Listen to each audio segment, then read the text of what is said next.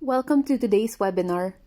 For years now, Immunity, an Ounce of Prevention, one of the flagship service projects of the Mu Sigma Phi Medical Sorority, has been conducting annual forums dedicated to relevant and pressing health matters in the country. In response to the COVID-19 pandemic, we have aimed to disseminate information through webinars, starting with our previous webinar, COVIDgilance, a situationer on COVID-19. Today, the Mu Sigma Phi Medical Sorority and the Philippine General Hospital Department of Obstetrics and Gynecology, in partnership with the Philippine General Hospital and the University of the Philippines College of Medicine, present to you COVID Primer for OB-GYNs, a COVIDgilance webinar forum. This webinar is free and open to all. We are now using FB Live at MSPS Immunity and WebEx Meeting. If you are encountering problems in internet connectivity, kindly refresh the page. To join the conference in WebEx, kindly go to this link or scan this QR code using your phone camera. The webinar lectures will run for 15 to 20 minutes each. There will be a total of 3 lectures. Afterwards, a question and answer portion will follow.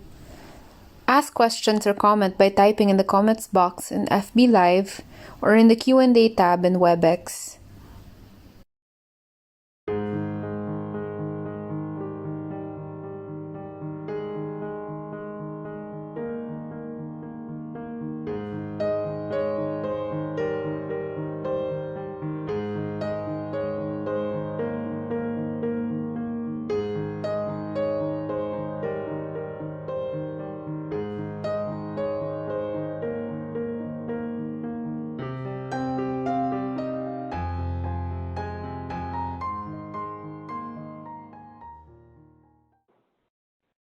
Good afternoon, everyone. I'm Dr. Jean Abalos, speaking in behalf of the Immunity, an Ounce of Prevention team. We are streaming our webinar live from our video conference rooms.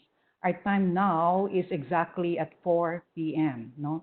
For the past months, we have heard always the words COVID-19, PUI, and PUM. But for now, I'd like to present to you the new classification as adopted by our own Department of Health.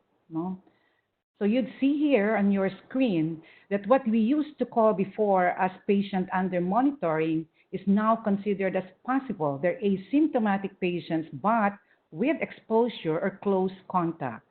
PUI is now termed as suspect, patients with symptoms and travel history or close contact, or patients with symptoms and presenting with other comorbidities. While a suspect case are when the patient test results are inconclusive negative or pending, but the clinical picture is that of COVID-19, and these are now called probable cases. And the COVID-19 positive, which is attested by an officially accredited laboratory, are now called your confirmed cases. Let's move on to take a look at other case definitions. And when we say improve, by case definition, we mean resolution of clinical symptoms, which means body temperature has returned to normal for 3 days. Respiratory symptoms have improved significantly. Chest X-ray also showed significant improvement, and there should be no other indication for hospitalization. While when we say recovered, there are resolution of symptoms and 2 consecutive negative tests at least 24 hours apart. So for this afternoon, we will have 3 excellent lecturers to talk to us about issues in pregnancy and delivery. Our first speaker for today's webinar, we are privileged to have an OB-GYN specialist from the Division of Maternal and Fetal Medicine of the UP-PGH. She previously received a bachelor's degree from the UP College of Pharmacy and moved on, entered and graduated from the UP College of Medicine.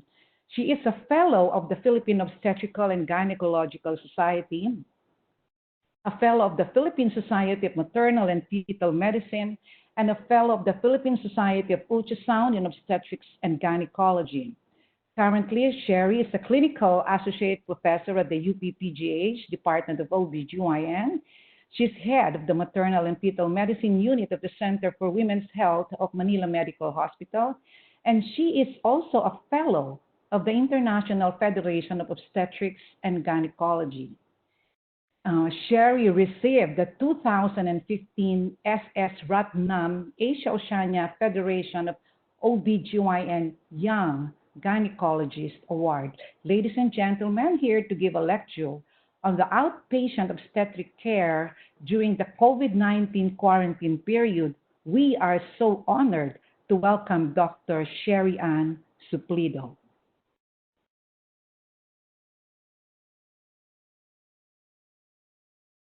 Good afternoon.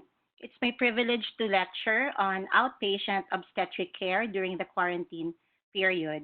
I know most of our pregnant patients are anxious, and also our obstetricians and even our maternal fetal medicine specialists have a lot of questions on how to take care of our pregnant women during the period that we are on lockdown.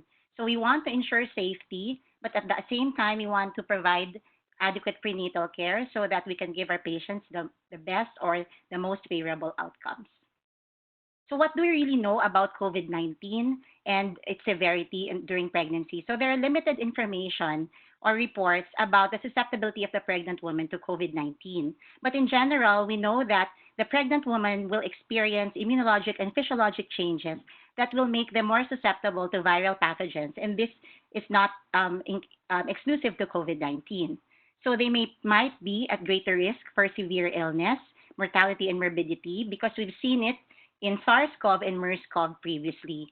But there's limited data suggesting that infection during pregnancy can really be associated with severe infection or the poorest neonatal outcomes. But there are case series showing that there's some degree of pregnancy loss or growth restriction or preterm birth among these patients.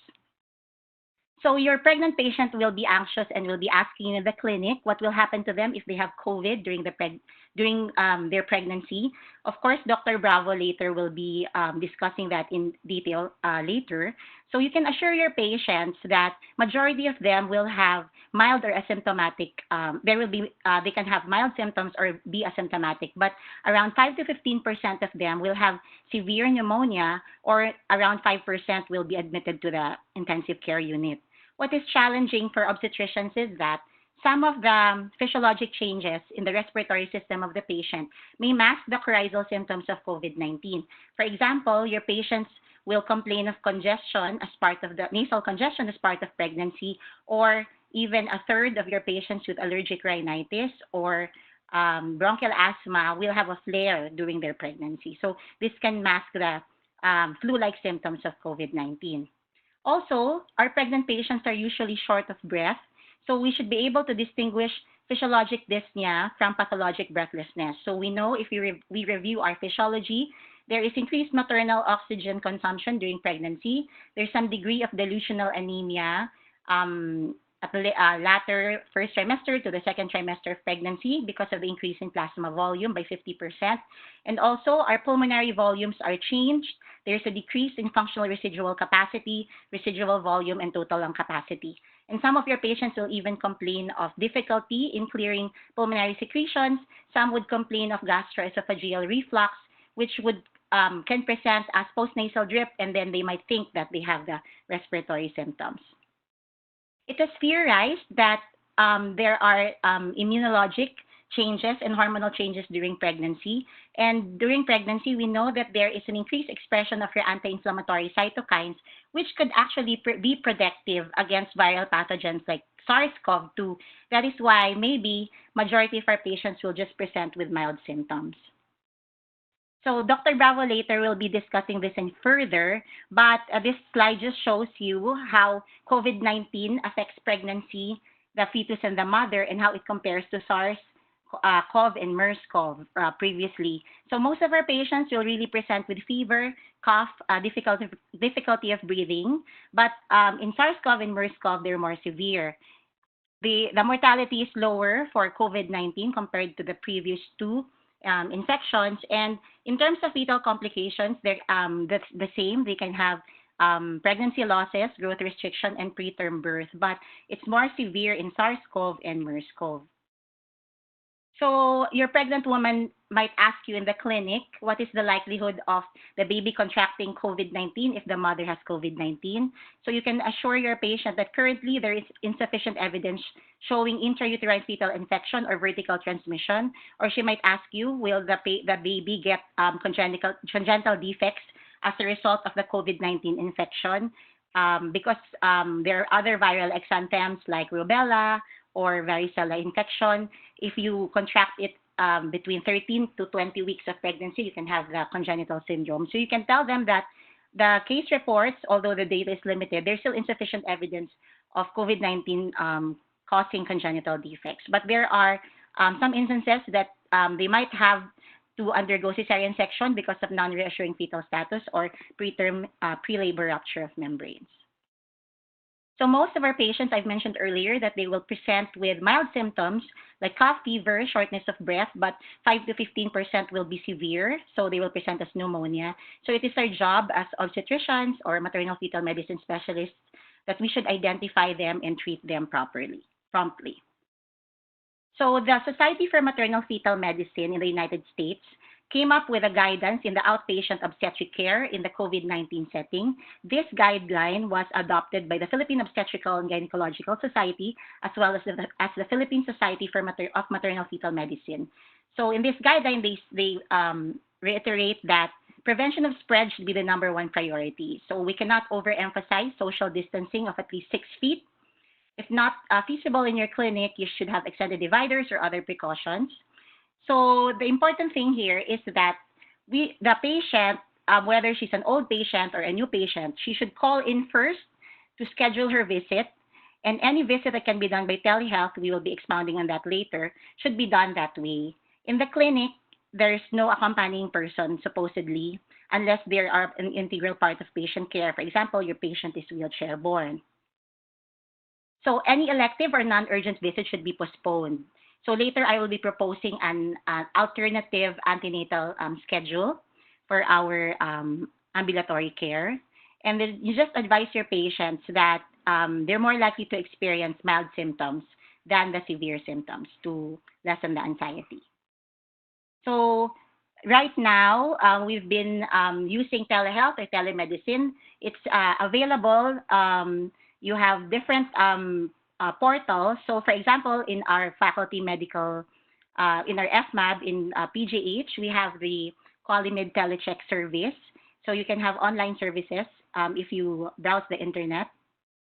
But CDC recommends that if a formal telehealth system, you don't have the program or the application, you can still communicate with your patients the usual way. So you can use a telephone or a video call, or use other portals like your Viber, your Messenger, your WhatsApp.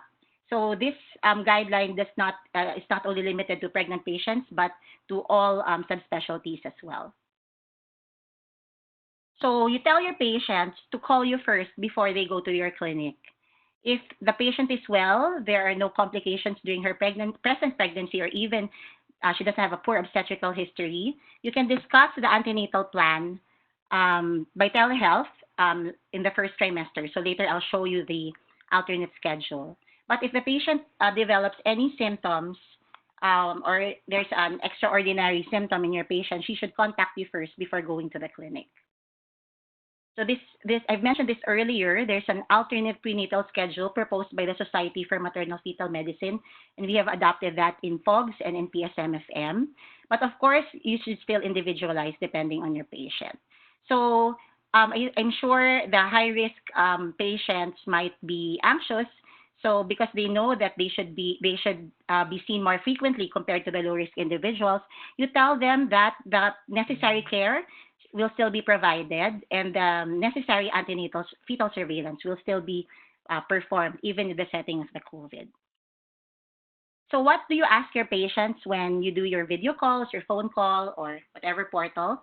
You ask her of the danger signs of pregnancy. So you have headache, fever, blurring of vision, difficulty of breathing, abdominal pain. Ask them about decrease in fetal movement. Later on, I'll review how to do the fetal kick count. check for signs of labor like bloody, watery vaginal discharge, contractions, or signs of hypertensive complications like swelling of the face and the hands.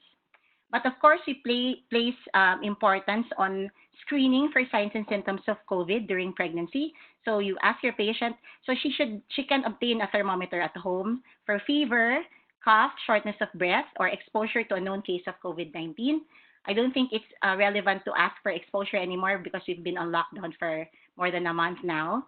You ask your patient as the doctor to procure or buy her own BP apparatus so she can monitor at home. And especially for hypertensive patients, you ask them to monitor every 4 hours. For those diabetic patients, you ask them to procure a glucometer. They usually have their own glucometer at home, even not in the setting of COVID. So you also ask your patients to do fetal kick count. So as a review, we know that fetal movement is perceived as early as 18 weeks in a multigravid and 20 weeks in a primigravid. And we start it usually at 26 to 28 weeks. So this is according to ACOG. If you have 10 distinct movements in 2 hours, uninterrupted, then that would be reassuring. So if the patient already counted 10 in less than 2 hours, then she can discontinue the count. So there are many methods. You can ask the patient to count every after meals for an hour or 2, or she can count 3 times a week. But depending on doesn't matter on the approach.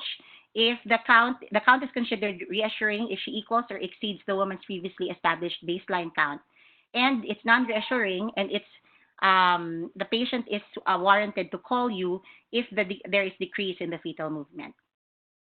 So I've mentioned this earlier that old and new patients should consult by telehealth, and there are many services that can be delivered via telemedicine. So you have your prenatal care, you can extend it postpartum when the patient's delivered. You can advise them on lactation and breastfeeding, and you can even monitor the blood pressure, their capillary blood glucose. If they have procured a handheld Doppler, you can still ask them about fetal heart rate. And even the consults with subspecialists, if you have a high-risk patient, your endocrinologist, your maternal fetal medicine specialist, they can be done via telemedicine. So when do we send our patients to the triage?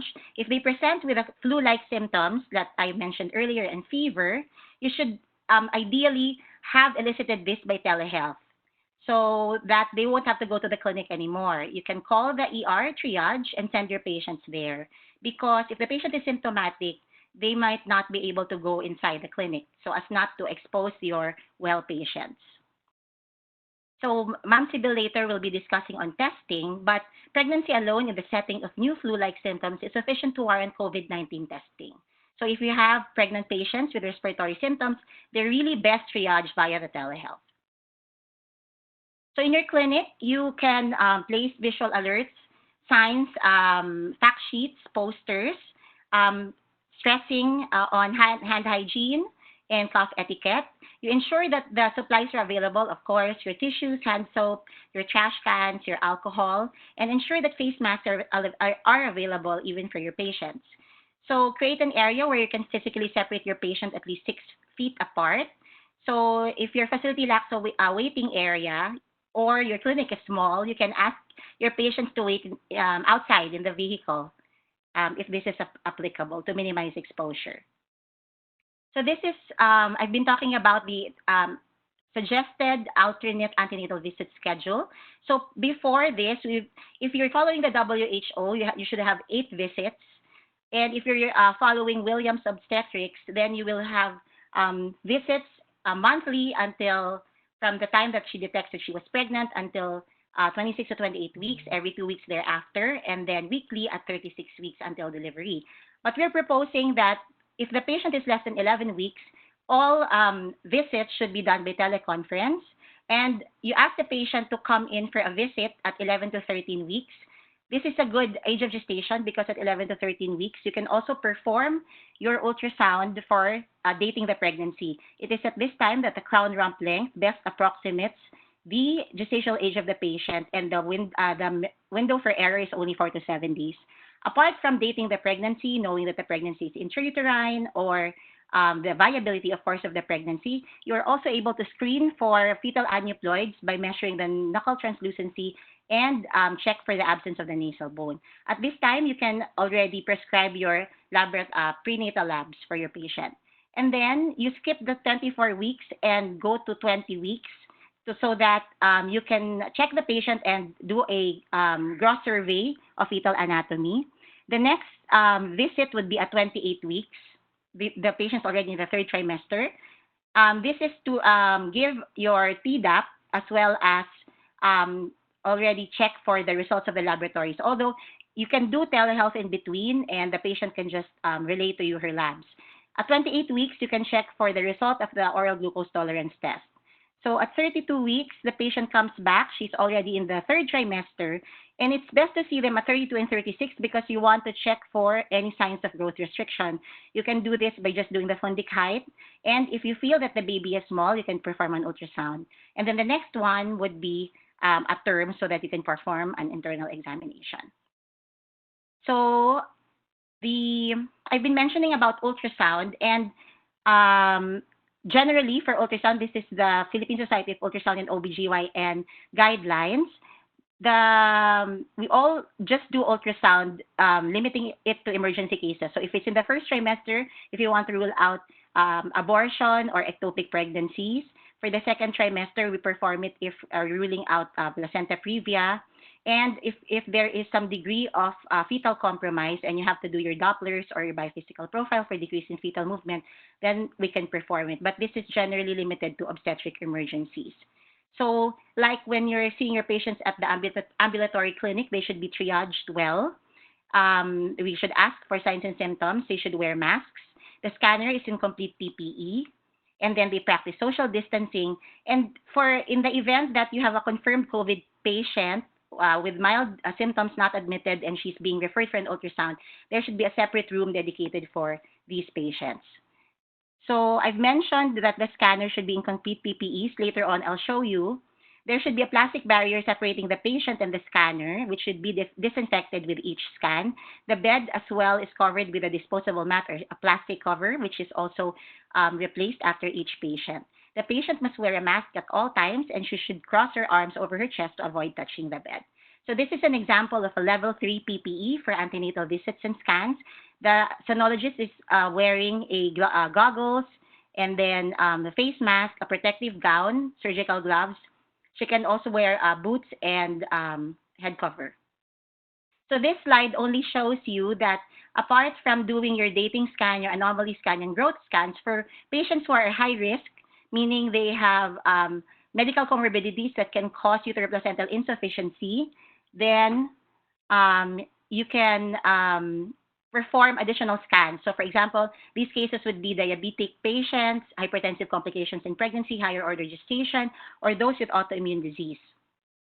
This is a proposed setup in the ultrasound clinic. So the machine, usually cover the machine with cling wrap or plastic cover, which is replaced with each scan. There is a plastic barrier separating the patient and the sonologist, but ideally on HICO standards, the plastic should be from ceiling to floor.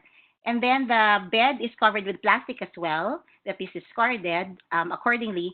And then this box is not in the guidelines. The ultrasound box is not actually in the guidelines, but we were inspired by the intubation box of anesthesia. So we made an ultrasound box which is kind of higher for the patient. But this is not really strict in the guidelines. This is just for the peace of mind of the sonologist.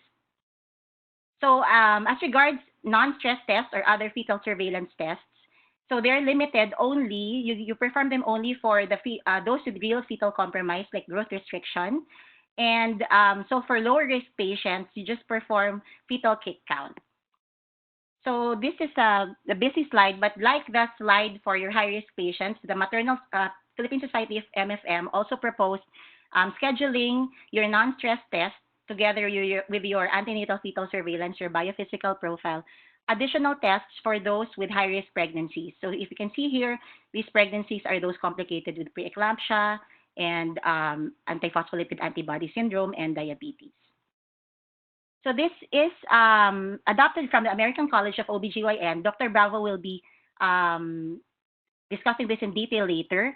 But maybe for my part, since this is ambulatory care of the well patient, By telehealth, you should be able to assess the patient's symptoms.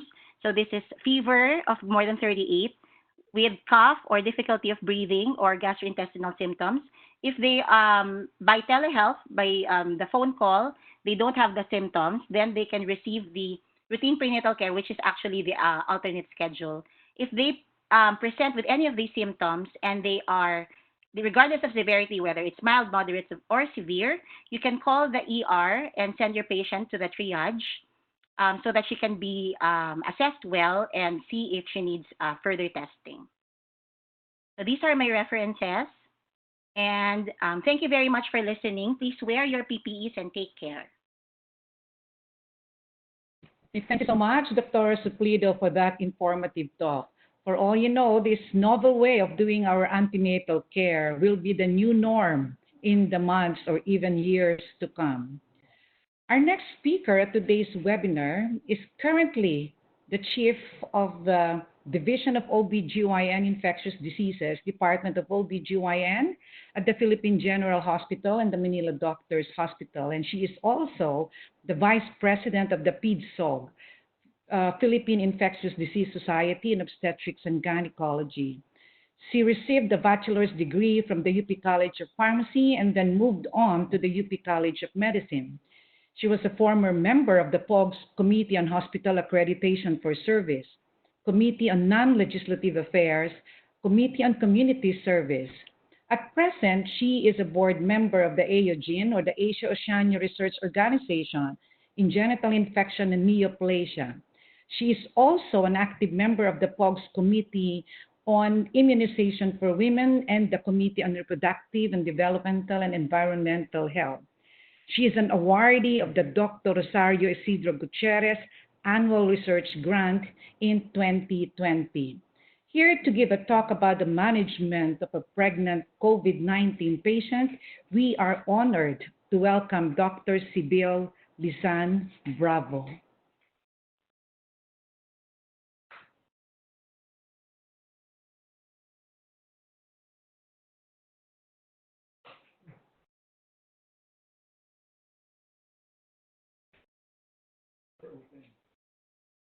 Good afternoon.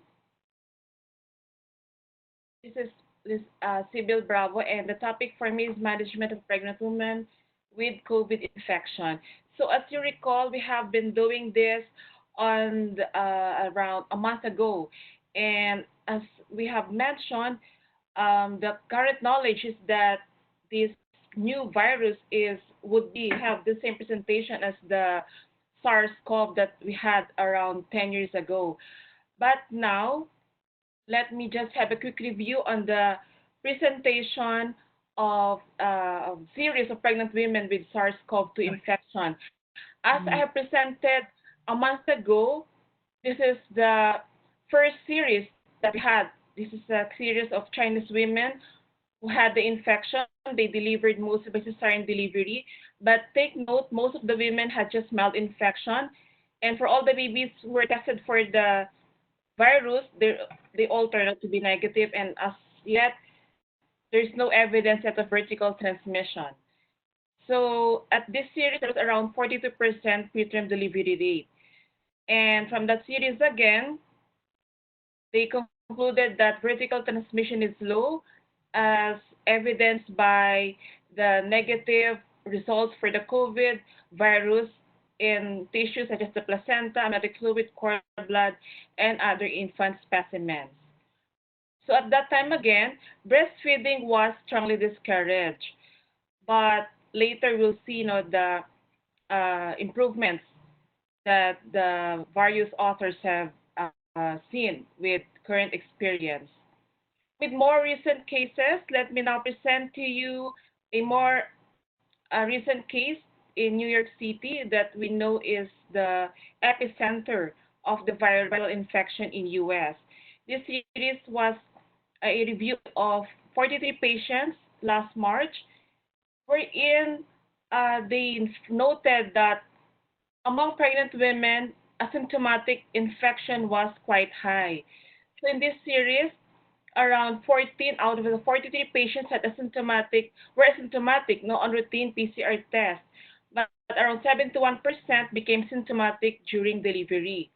Of those who were symptomatic, the most common symptoms were dry cough, having fever, myalgia, headache, and so on. But again, most of them had mild infection. They were able to use medications such as hydroxychloroquine, azithromycin, and ceftriaxone, but later I'll talk about the efficacy and safety of these drugs. For the neonatal outcomes, as we keep on mentioning, um, they were good. So for this series, all 18 infants were tested, 15 of which had negative PCR results. All of these babies had good Apgar scores, and at this time, breastfeeding was well encouraged as long as the healthcare provider was well advised regarding hand hygiene and maternal masking. So the findings in this series was that again, pregnant women with the infection were mostly asymptomatic, and those that became critical, the incidence was just less than 5%, similar to non-pregnant population.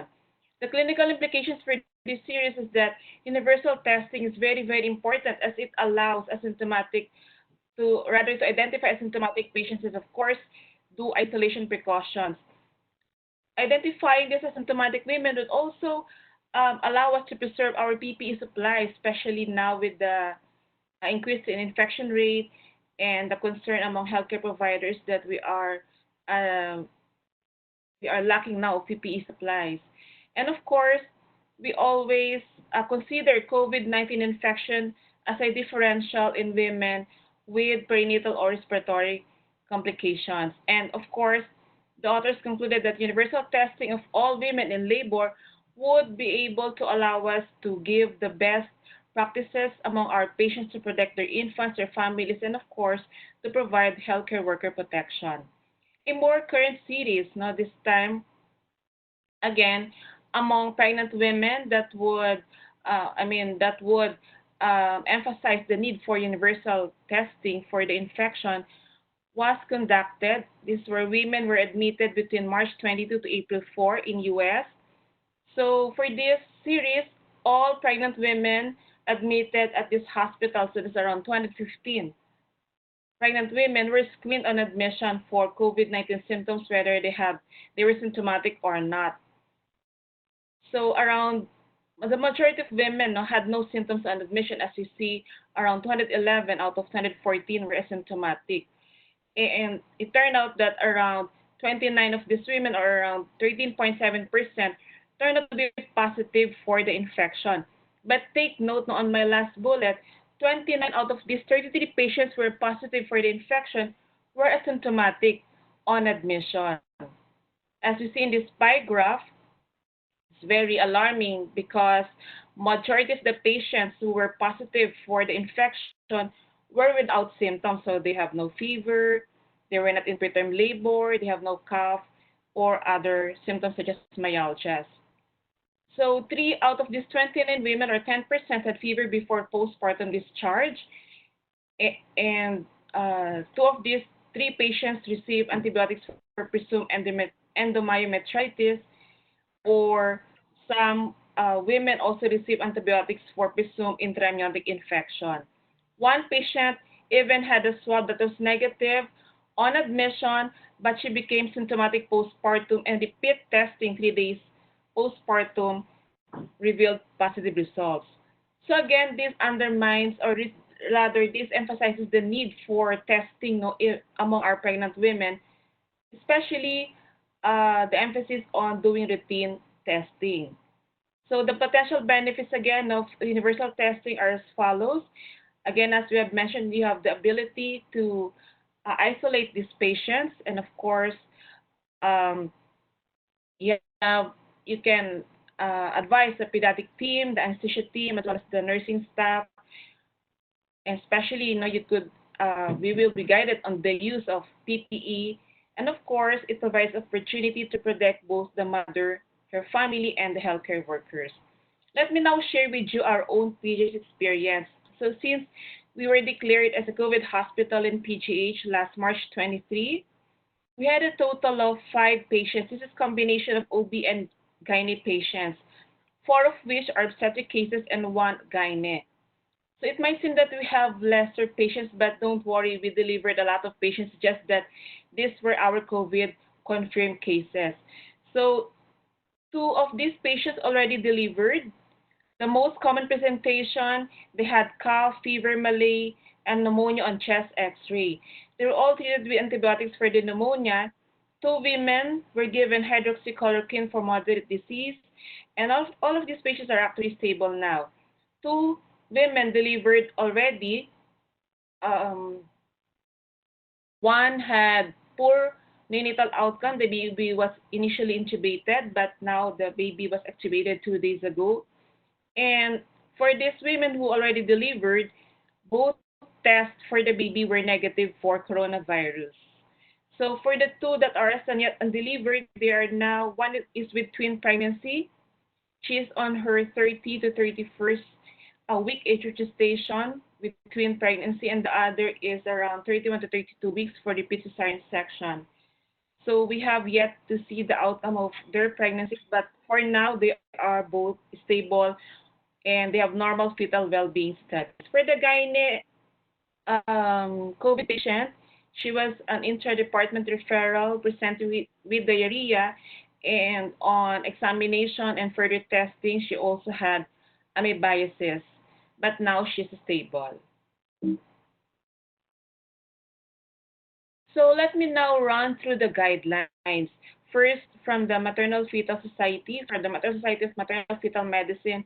The second, from our own OB-GYN Infectious Disease Society. And the third, I'll just show you the guidelines from the American Society of Maternal Fetal Medicine.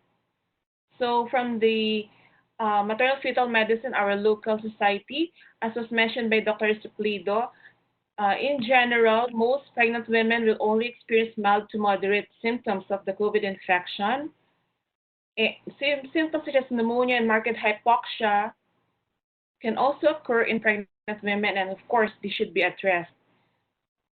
And the effect on the fetus, again, current data would show still no evidence of intrauterine infection, and as yet, no cause for congenital abnormalities.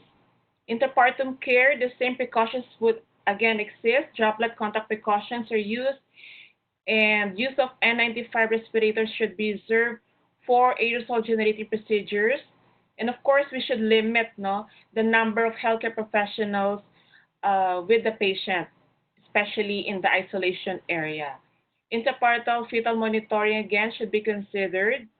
And again, we would like to emphasize that cesarean delivery should be reserved for obstetrical indications. We also follow newborn and breastfeeding practices according to our local guidelines. Let me now present to you, I have already presented this a month ago, the um, PIDSOG Society Management for COVID infection among our pregnant women. What I would like to emphasize is the diagnosis. I know there are a lot of options now for diagnosing our women.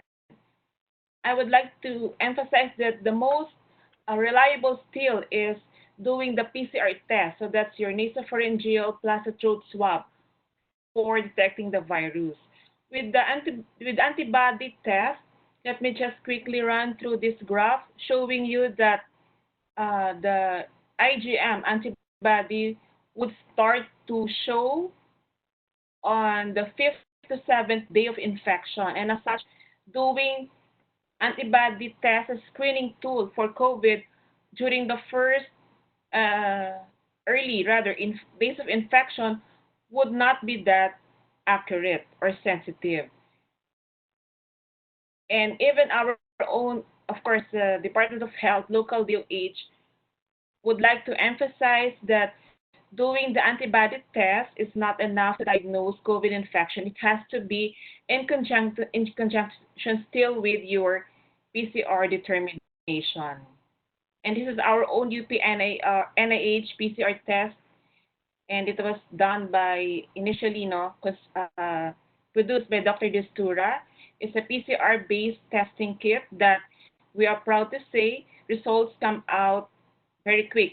The result would be out in 24 to 48 hours. Now, use of X-ray and CT scan. Again, let me reiterate, emphasize that all recommendation giving bodies do not recommend use of X-ray and CT scan for screening against COVID infection. And for our algorithm, I have discussed this before. First is, of course, you have to identify your COVID team. When you admit a woman in labor with the infection, we should always stress among our healthcare providers, the OB, the nursing staff, the pediatric, and the anesthesia staff regarding the correct donning of the PPE. So the ideal setup is that there should be a designated labor room for women with infection, as well as designated operating theaters and recovery theaters. So as much as possible, we want to expedite delivery. We may augment labor, and as we have mentioned, admit in a designated isolation area with all the personnel in PPE, including the transport personnel. For the neonatal care, we advocate early cord clamping and, of course, do neonatal resuscitation. If subspecimens have to be collected, of course, the pediatric team does it. So ideally, for the post-op course, the healthcare provider monitors the patient in the same operating theater where she delivered, so as to minimize transport and, of course, healthcare worker exposure. Okay, so I've discussed this a month ago. So for the management, okay, so for those who are not yet for delivery, those who need admission are those women who have moderate to severe COVID infection. For mild COVID suspect cases or mild COVID confirmed cases, they could be sent home as long as you're assured that they would do quarantine. But if not, we should admit these patients for isolation.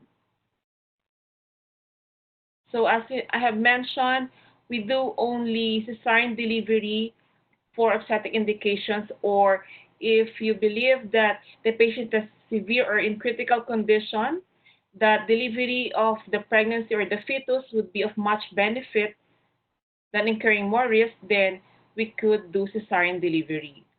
Now, these are the two most frequently asked questions.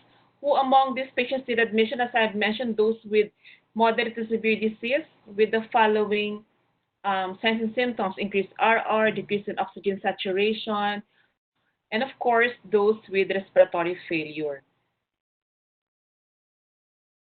So last part of my lecture is about drugs.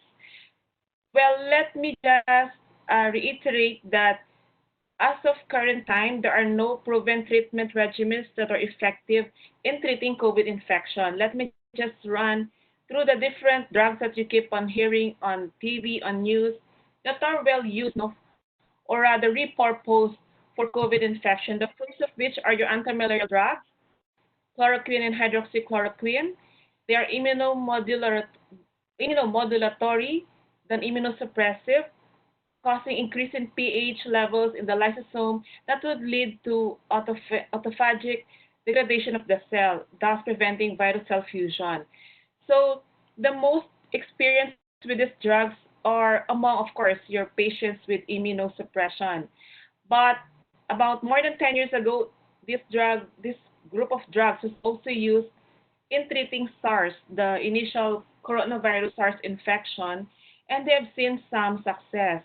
But now let me just have a quick review with the latest study done in France and in Brazil, wherein they randomized patients not to hydroxychloroquine and azithromycin versus other drugs. These two studies were prematurely terminated due to unacceptable cardiac arrhythmias. Used in pregnancy in general, your chloroquine group of drugs are Class C drugs, safe for use. But again, we have yet to await further studies that would prove the efficacy and safety of use of these drugs in treating COVID infection. The second is your oseltamivir. It is an antiviral drug, neuraminidase inhibitor. used to treat influenza A or B. But for COVID infection, again, some success has been seen with managing the SARS infection about 10 years ago. So empiric antiviral therapy could be initiated to cover for possible co-infecting organisms for your COVID positive or confirmed patients. They might be co-infected with influenza A or B. So that's one of the reasons why some healthcare providers, especially in China, Italy, US, would consider use of this drug. So in pregnancy, we have been using oseltamivir in pregnancy, but then again, for the efficacy and safety of this drug in treating coronavirus infection, we have yet to see their efficacy and safety in this trial. The third drug is from remdesivir. So again, this is a rather new drug, limited use, no, more than again 10 years ago in Ebola infection. But there are no studies yet done in pregnancy, so it is a known category with regard to safety and efficacy for use in pregnancy. It can potentially block SARS-CoV-2 infection and has a high selectivity index. Let me just share with you that our country, specifically our institution, the PGH, will be included soon in the international study currently initiated by Gilead Sciences in US. So again, for its use in treating COVID infection, we have yet to see the efficacy and safety of the drug in future trials.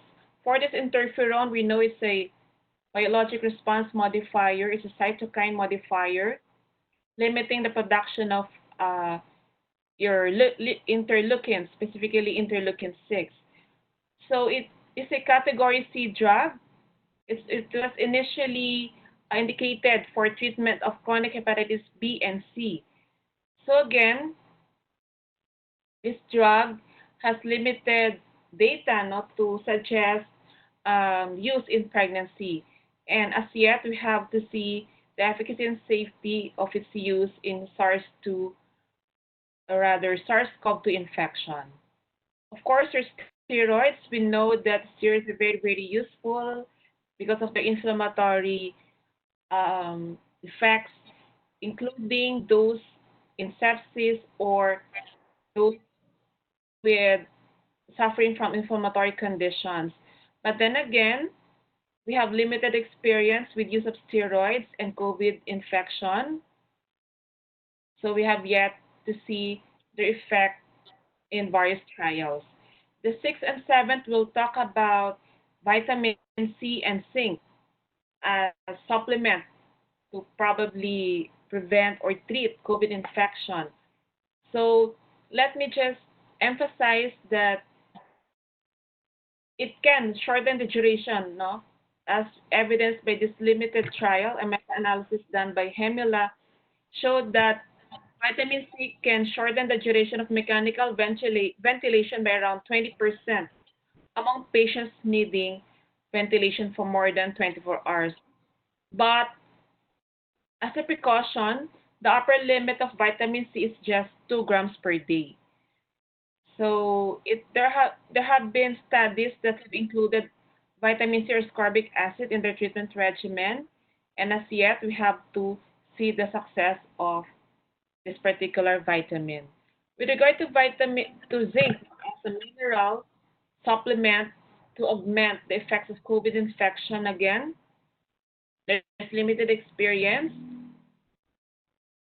For the effect, it can cause decrease in production again of your cytokines and other inflammatory cells, inflammatory autokines. For lopinavir, ritonavir, we know that these are HIV drugs. They are protease inhibitors used to treat HIV infection. So about more than 10 years ago, this combination lopi and ritonavir was also used rather in treating SARS that was also caused by coronavirus, and they have seen some success. Now, there's an ongoing trial, there's an open label trial among hospitalized patients with COVID infection. and these are the recruitment criteria. But for this particular study, as of now, they have seen no benefit with use of LOPI and ritonavir beyond standard of care. For use in pregnancy, they are Class C drugs, and we use them among our pregnant patients with HIV. But then again, we have yet to see the conclusion of these trials with regard to efficacy and safety of this medicine. So last is your tocilizumab, which is actually a monoclonal antibody against the interleukin 6 receptor and may prevent interleukin-mediated immune response. So this drug is being indicated in treatment of inflammatory conditions such as RA, juvenile arthritis, giant cell arteritis, cytokine release syndrome. But again, in pregnancy, for those who are inadvertently exposed, there's no substantial increased risk for teratogenicity. But as I mentioned, this drug is also included in various treatment regimens in various trials. So the dose used is they give at least 400 milligrams IV infusion that can be repeated for a second dose at least 12 to 24 hours later. And lastly, let me just run through the ACOG guideline with COVID infection in pregnancy. So same with our local guidelines, they tell us to assess the severity of the infection. So for mild to moderate or rather mild infection, if they're not in labor, you could send them home and you could do telehealth consult for follow-up. But for those with moderate to severe disease with elevated risk, moderate to elevated risk, of course, we need to admit the patient and manage as such for further evaluation and possible delivery. So let me just give you the summary of the highlights of the different guidelines and the various recommendation given societies. So as you notice, all the recommendations would tell us that we should be very, very careful in giving out a diagnosis of COVID infection. And once a patient is in labor and you need to admit the patient to your institution, the healthcare provider, specifically us, the obstetrician, should promptly notify the infection control personnel for the preparation. And of course, as we have mentioned, patients with suspected or COVID-confirmed infection should be cared for in designated labor rooms or designated operating theaters. Delivery is again expedited, and as we keep on mentioning, cesarean deliveries are for obstetric indications. Infants born to COVID-confirmed patients should be considered suspects, and as such, they should be tested for the infection using PCR-based test kits. And we consider temporary separation of the mother and the neonate again until the results will be released for the neonate. Postpartum care involves advice and isolation again for the from for the newborn and the mother until both of their PCR results are available for those whose status is not yet confirmed. And again, face-to-face breastfeeding may still be done. It's just that we have to, again, advise our patients regarding strict hand washing, observing hygiene practices before touching the infant, and wearing a face mask while breastfeeding. If giving express milk, of course, the mom should again observe strict hygienic precautions in expressing milk and considering having someone who is well, so those without infection, to give the express breast milk to the infant. So in summary, what we know now is that, of course, as before, use of drugs in COVID are still being studied.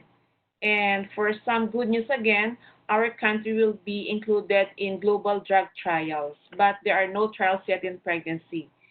So it's relevant for us to learn as situations about coronavirus to optimize patient care and, of course, most importantly, to protect ourselves.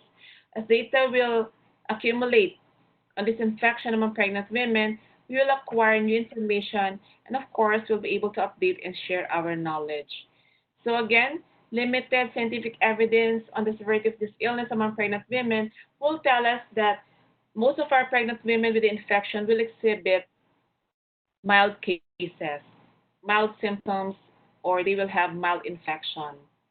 And again, specific steps have to be undertaken to protect our women during pregnancy. Breastfeeding may safely be advised as long as, of course, we give proper instructions to our women and their families regarding proper breast milk expression and how to do hygienic face-to-face breastfeeding. And of course, we have learned from the previous series that asymptomatic infection may be higher among pregnant women. Thus, we need to look into considering universal or routine testing among our pregnant women, especially those presenting at the labor room. Okay? So, and as yet, there's no evidence that COVID infection will cause teratogenic events during pregnancy. And as was mentioned by Dr. Asheri, telehealth is very, very important. It's a very important strategy in pandemics and caring for our women. So with my last slide, let us all help flatten the curve again.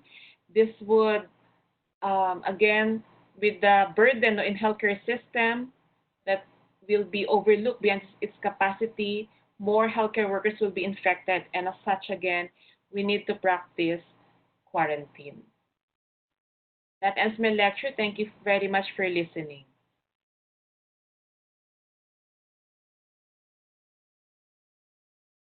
Line is very clear, and um, uh, the guidelines from the different societies have all been discussed very well. Now we will be moving on to our final speaker of today's webinar. Our speaker is an alumna from the UP College of Medicine and was the past president of the PIDSOG, or the Philippine Infectious Disease Society for Obstetrics and Gynecology. Currently, she is a clinical assistant professor at the UP-PGH Department of OB-GYN, training officer at the UP-PGH Division of OB-GYN Infectious Diseases, and section chief of the OB-GYN Infectious Diseases at the St. Luke's Medical Center, BGC. No? Here to tell us about setting up a COVID-19 safe environment in the OR complex, we are honored to welcome Dr. Maria Angela Rodriguez Bandola. Angel?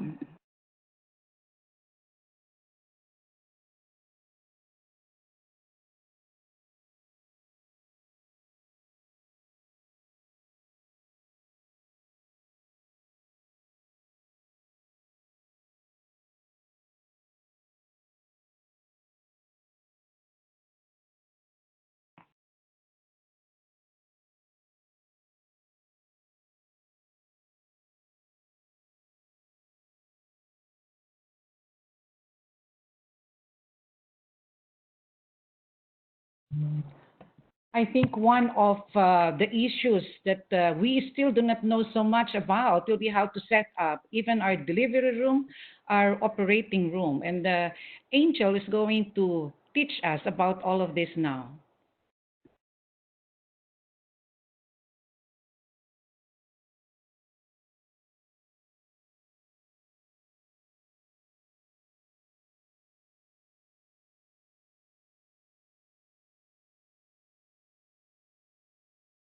Part of setting up very safe DR and operating room is also the use of the correct PPEs. As we all know that we have a deficiency of PPEs in some parts of the countries, or maybe I'd say the whole country. So we have to know how to use them properly.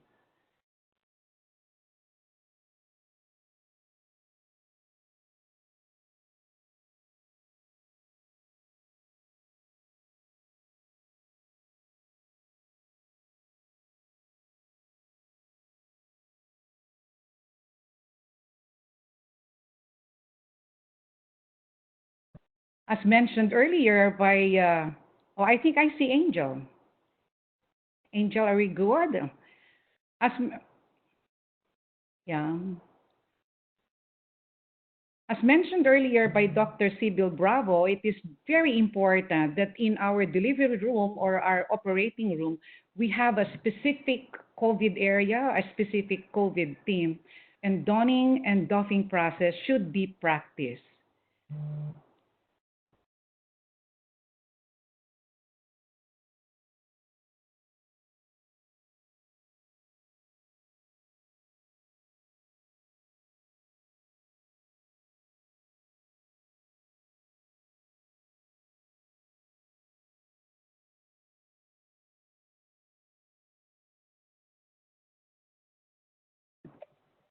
There's a lot of fear as to the protection of the healthcare worker and also to stop the chain of transmission. So getting the right PPE is really very important and the right environment for this procedure.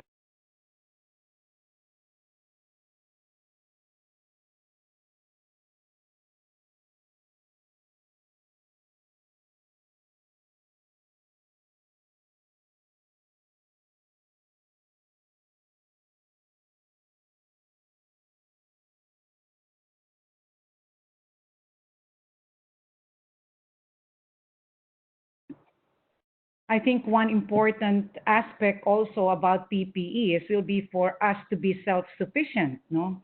Like we cannot always um, expect to import our PPEs. And I am very well aware that all over the Philippines, there are a lot of companies now who are into the production of PPEs, whether the reusable or the disposable types. And I'm also aware that there is a company today that can also produce N95, which is something that is really very, very much needed in this COVID pandemic.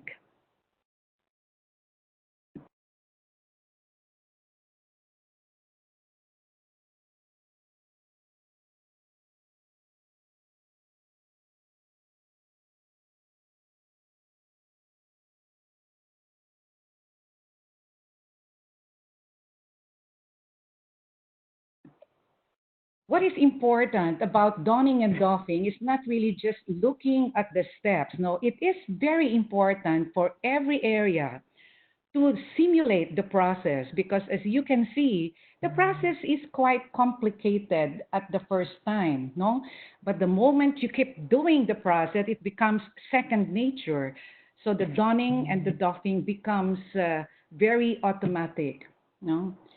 Another important thing is the donning area should be separate from the doffing area because remember that in the doffing area, there is a big possibility that the virus can be spread. So it's really very important, both donning and doffing.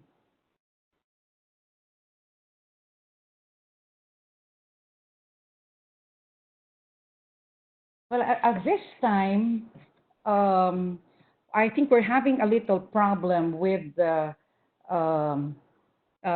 Bandola. So we can entertain some questions. Are there questions that we have on the floor?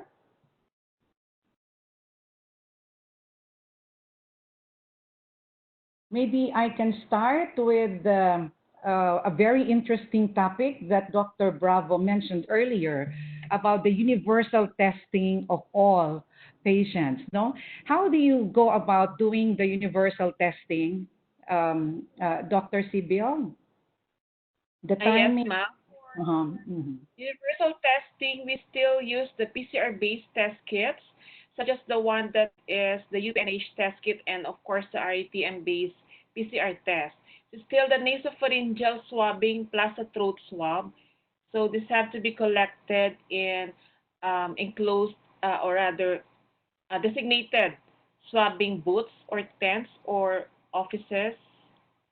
So we could do this. We could designate a place in the more complex or the meeting section rather where the operator can perform the swab test. So ideally again, we should be able to get the results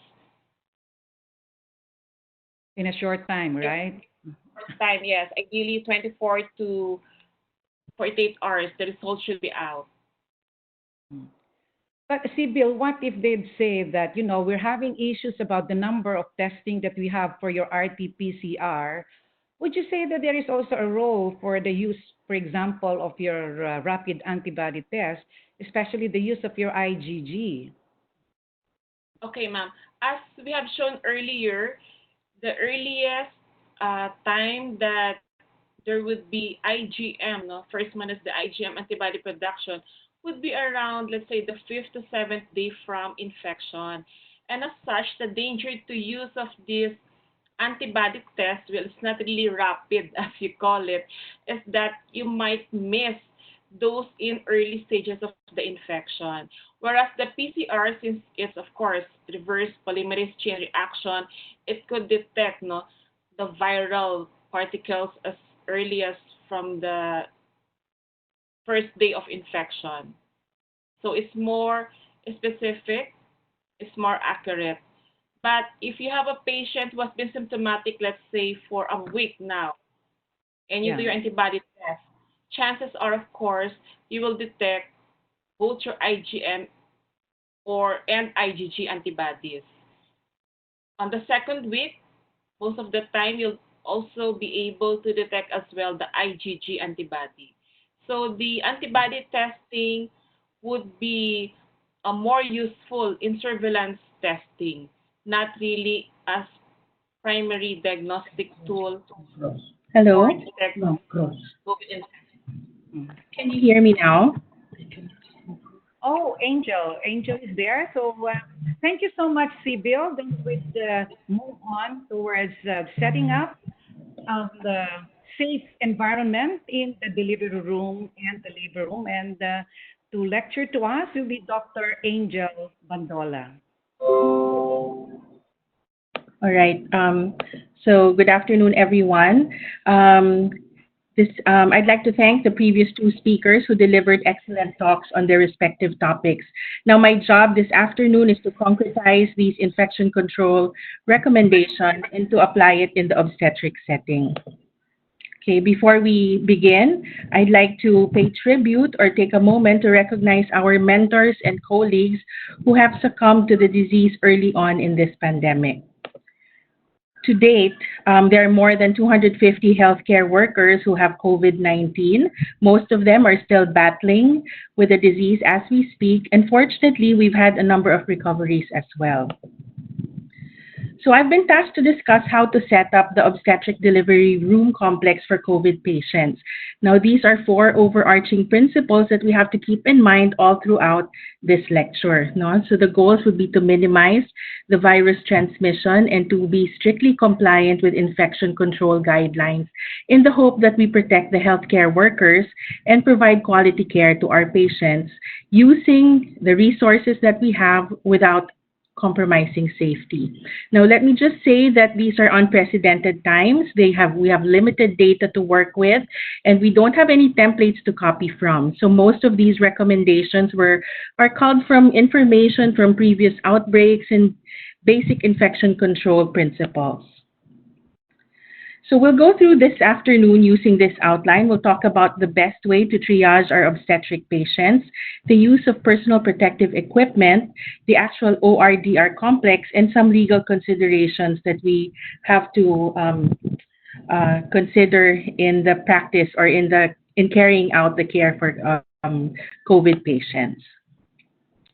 So the coronavirus is caused by SARS-CoV-2. It's an acute respiratory disease presenting with cough, fever, malaise that can rapidly progress to pneumonia and ARDS.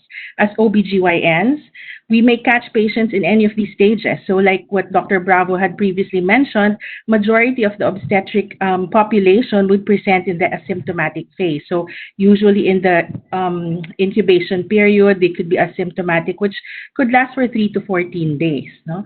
And they can go all the way through to critically ill and patients in septic shock. So the transmission of COVID-19 is known to occur primarily through respiratory droplets generated by coughing or sneezing and through contact with contaminated surfaces. Droplet transmission is transmission over short distances via droplets from the respiratory tract of one individual directly onto the mucosal surface or conjunctivae of another individual. The maximum distance for cross transmission from droplets have yet to be determined, although a distance of approximately 1 to 2 meters or 3 to 6 feet around the individual is what is designated or commonly mentioned in literature. Contact transmission. So studies have shown that the coronavirus persists on different surfaces for an extended period of hours to days. And contact precautions should be used to prevent and control transmission via direct contact or indirectly from the immediate care environment. So this includes the care equipment. So we cannot overemphasize the importance of regular cleaning and disinfecting. Especially, the surfaces or the equipment that we use, especially when transferring between patients and potential patients. Now, aerosol refers to particles in suspension in gas, and particle size of 5 to 10 micrometers follow the airflow and has the potential capability of short and long range transmission. So, in the United States, this was recently reported, they wanted to check or evaluate the aerosol and surface stability of SARS-CoV-2. And what they found in their trial was that SARS-CoV-2 remained viable in aerosols for 3 hours. So it was detected up to 72 hours after application to plastic and stainless steel. In our clinical practice, airborne precautions should be implemented at all times in the clinical areas when performing aerosol-generating procedures such as intubation, extubation-related procedures, manual ventilation, high-flow nasal oxygen via cannula, and some other procedures that may occur also in the obstetric setting during induction of anesthesia. Recently, the International Society for Ultrasound in Obstetrics and Gynecology had given several webinars and have included the second stage of labor, vaginal delivery, and cesarean delivery as possible aerosol-generating procedures, and that would require appropriate PPEs. So this is the second stage of labor that I was referring to. It's the pushing stage when women are who are asked to push. So they conduct a Valsalva maneuver, which fills the lungs with breath and pushing down on the diaphragm. And this is considered to be an aerosolizing event. And given that the second stage of labor can last for 2, 3, or 4 hours using the extended labor curve, then you could be exposing healthcare workers to an increased risk in transmission of the coronavirus. They've recorded initial research has identified the presence of live COVID-19 virus in stools and conjunctival secretions of confirmed cases. Therefore, all blood secretions and excretions, including diarrheal stools, should be regarded as potentially infectious. They also recorded elevated levels of airborne COVID-19 inside the toilet area, and they attributed it to possibly aerosolization of the patient's stool and urine. And for any obstetrician, we know that, it's a concern for us because during the second stage of labor, we even have to, clean the patient's perineum of the stool during that stage. So there's some pitfalls in the care of an obstetric COVID-positive patient. Now, we have limited data on COVID in pregnancy. And again, we have to deal with the reality that there are asymptomatic carriers. By the nature of our field, we do perform emergency surgical procedures. And this could be sort of like a detriment in getting into proper PPEs, right? So how do we mitigate these risks? So triaging the patient. So this is what we have to do in order to minimize the risk. So the goal here is really to minimize or eliminate all unnecessary contact of the patient with the hospital or the birth center to optimize social distancing. Only urgent obstetrical issues like labor, rupture of membranes, and vaginal bleeding should be evaluated in an area designated for COVID-19 patients. So this is an example of a telephone or an ER triage. So for example, you're the obstetrician, you can give this tool and send it to your patient, and on the right side, this is what the patient answers. So it's more of a review of symptoms, and a check on their exposure to household members or anyone who was previously treated for COVID-19. And these are the symptoms that we check for patients with that you want to screen. Here. Okay, so fever, diarrhea, shortness of breath, headache, joint pains, flu-like symptoms, all the signs that could point to COVID-19 infection. And we found this to be very useful in our institution. In one case, we were able to pick up a COVID-19 patient with just a symptom of anosmia. And she delivered in a COVID delivery room, and there was a and after postpartum, we were able to get the results that she was COVID positive. So other strategies or alternative strategies that have been going around, and obstetricians are really clamoring for a way to protect themselves. So we need to talk about chest radiographs and PCR testing. So this was published in April 8, 2020. They looked at the role of imaging and biomarkers in the testing strategy for COVID-19. And this is a combination or summary of the Chinese experience and the Italian guidelines.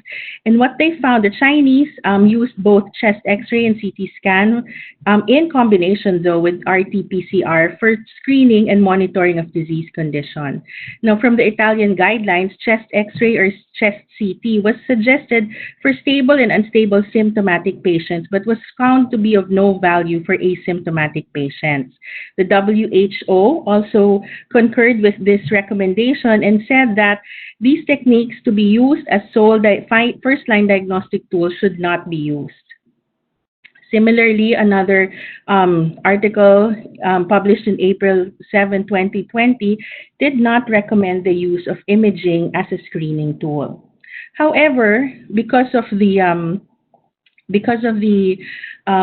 lack or paucity of adjunct tests other than the RT-PCR, in our institution and other institutions have recommended or have used routine X-ray prior to admission. No, and this was because of the experience of our partners in internal medicine that there had been asymptomatic patients who underwent chest X-ray, and they had findings on chest X-ray, and they later turned out to be positive. So short of doing the PCR, this is what other hospitals, other obstetric units have resorted to doing prior to admission. No? So this is just a sample, and I would recommend that for all those who are doing their obstetric planning, you can have like an algorithm where to direct your patient. So this is not perfect, and what I said is that it usually and will change over time depending on your capacity or your resources or the tests that are available. So just as an example, definitely there are no walk-in patients for these cases. No? So all are coordinated. So the patient has to be endorsed by the attending physician. If they're COVID positive, COVID negative, or COVID probable using that ER triage tool, then they're directed to the ER. Okay, so this is how it is in our center. And if they're non-COVID, not likely, then they go through the regular pathway. If they're not for admission, then they still go home. But if they're positive, if they're likely to be COVID, they go through the ER, they go through testing, and they're transferred to an area which is designated for COVID. Okay, so this is a good tool for you to use.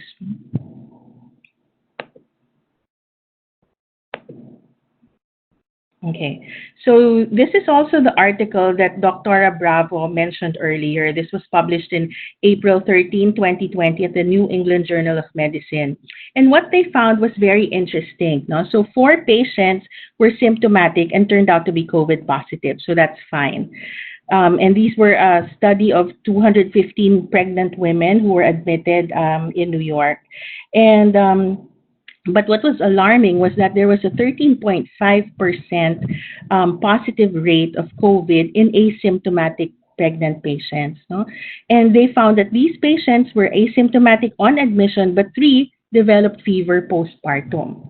Okay, now alarmingly, there's also one who became symptomatic. So she was initially COVID negative by PCR, and 3 days later, I mean within the period of her admission, she became febrile, and they did a repeat test 3 days after, and she turned out to be COVID positive. So most patients, this emphasizes that most patients who are positive for SARS-CoV-2 at delivery were asymptomatic, and more than an eighth of asymptomatic patients who were admitted were positive for SARS-CoV. So the recommendation now that I propose is that we do PCR screening for all pregnant women on admission. And and to date, two of the hospitals that I'm affiliated with, both the Philippine General Hospital and St. Luke's Medical Center, has agreed to do this for all our patients for admission.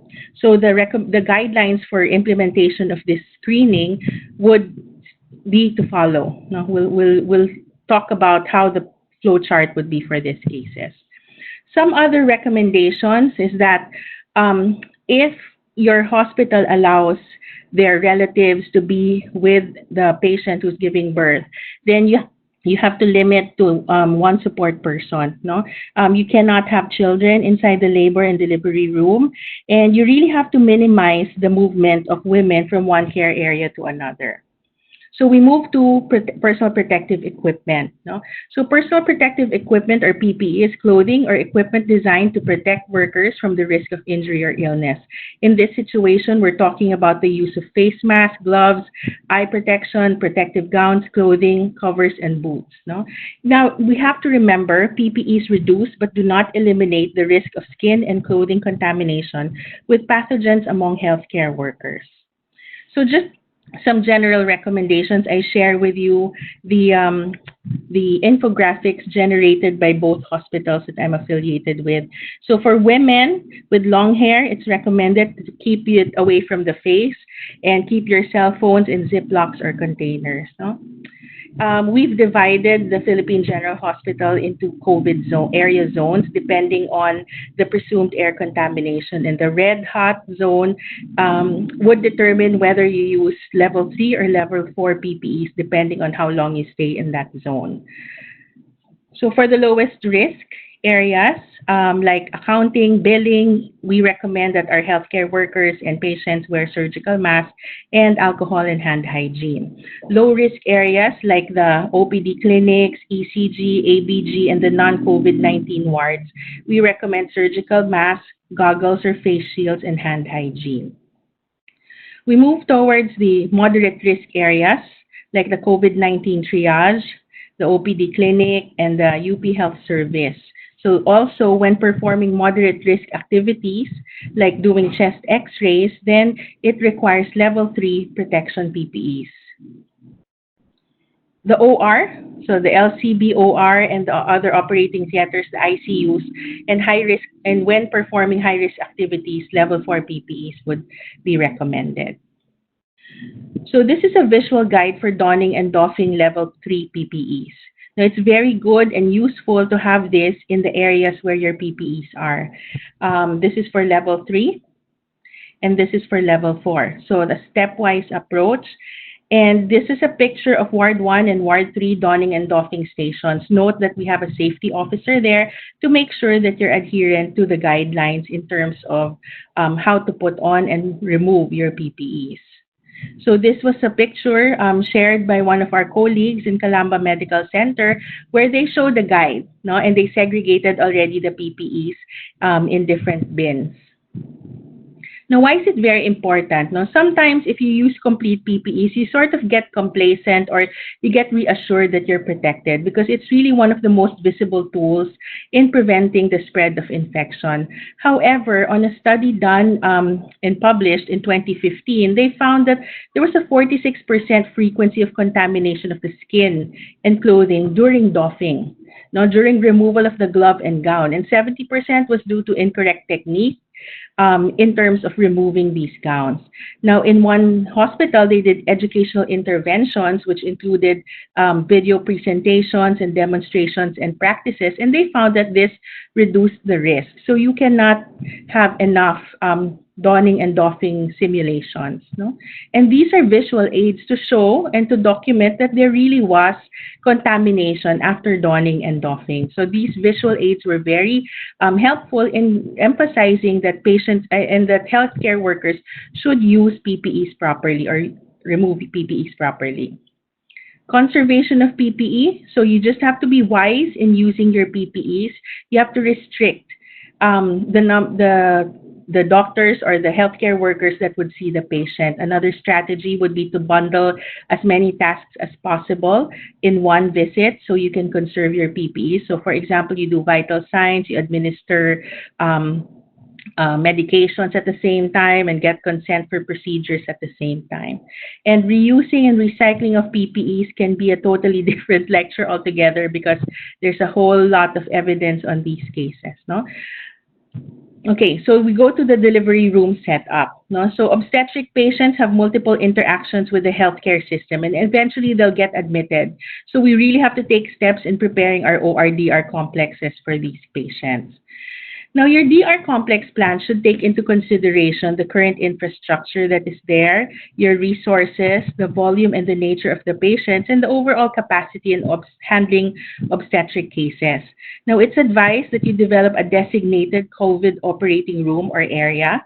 And depending, like for example, depending on the configuration of your OR, these rooms can be the farthest from the entrance. If you have only one OR, then schedule your dirty cases last. Adhering to minimizing transport of patients, we recommend that the patients you do deliver via CS or vaginal recover in the OR until they're ready for transfer to the room.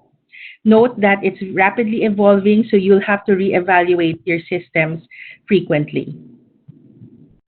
So I'll be sharing with you some videos on how our OR. So we're very fortunate that during the time of before the COVID extended quarantine was done, we were able to identify a totally separate area for our obstetric patients. And I believe, so this was the MAB OR, which was used previously by the ophthalmologist and the ENT and plastic surgery. And this is the operating room. So the MAB OR has 4, but we've prepared 2 ORs for now to be fit for use of any of OB-GYN. I believe ortho and general surgery have used the ORs as well for their COVID positive patients. Also important is to actually map out the flow of the patient. No? So we recommend that you make a patient flow diagram to guide your healthcare workers where to bring your patient. So it's very clear, and you have a whole team that has proper PPE to make sure that there is no contamination in the area. So in the elevator, it would be wise if you have the luxury of having a designated COVID-19 elevator. Yes, you have to. And coordination by clearing the pathway. No? So you have to call your security and the elevator personnel to make sure that there would be no delay in the transport of your patient. So I just saw this online. This is a very good innovation for the stretchers that would take your COVID positive patients. And this is just an example of the transport of the PUI COVID patients to the OR. So very good also to map out exactly where you would go through bringing your patient to the OR. And the blue lines would demonstrate where the healthcare worker would go after the surgery to do the doffing and the shower. So this is just our hospital in the Philippine General Hospital. The hallway or handoff area, the pantry, the LCB-GYNE wing. So this is the anteroom where there could be exchange of materials that you need for the OR and for obstetric cases where the babies would be handed to the pediatrician. So you see here that the anesthesia machine, the light switches, the OR lights are covered with plastic or cling wrap, and a HEPA filter is in place inside the OR. Note that the nurse's station is covered all the way up to the ceiling. The picture on the right shows the doffing area with a full-length mirror so that a healthcare worker can observe the doffing. This is the shower room, And the OR12 has been converted to a room with clean clothes. And then the healthcare worker passes through the LCB-ER complex after doffing and taking the shower and exits through the PACO. In the hospital in St. Luke's Global City, like I showed you in the video, we converted this part of the MAB OR into our assessment area. So the ultrasound, a dedicated ultrasound and a non-stress test machine is in the COVID DR. And this is a picture of the NSD in the COVID DR and a CS for the COVID OR.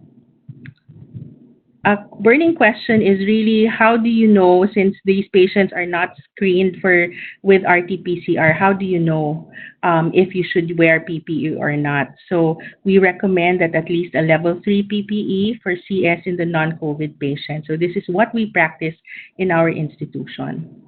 So other innovations would be the Incho box. No? So this is one very useful innovation which was designed to contain aerosolized droplets during intubation by our anesthesiologist. And this has been adapted for OB-GYN use. So the ultrasound, you can use this. And in Baguio General Hospital, they innovated a bigger area, a bigger sort of like an intro box, but this is used for laboring patients, so when they're pushing, because as we said, the second stage of labor is high risk for aerosolization.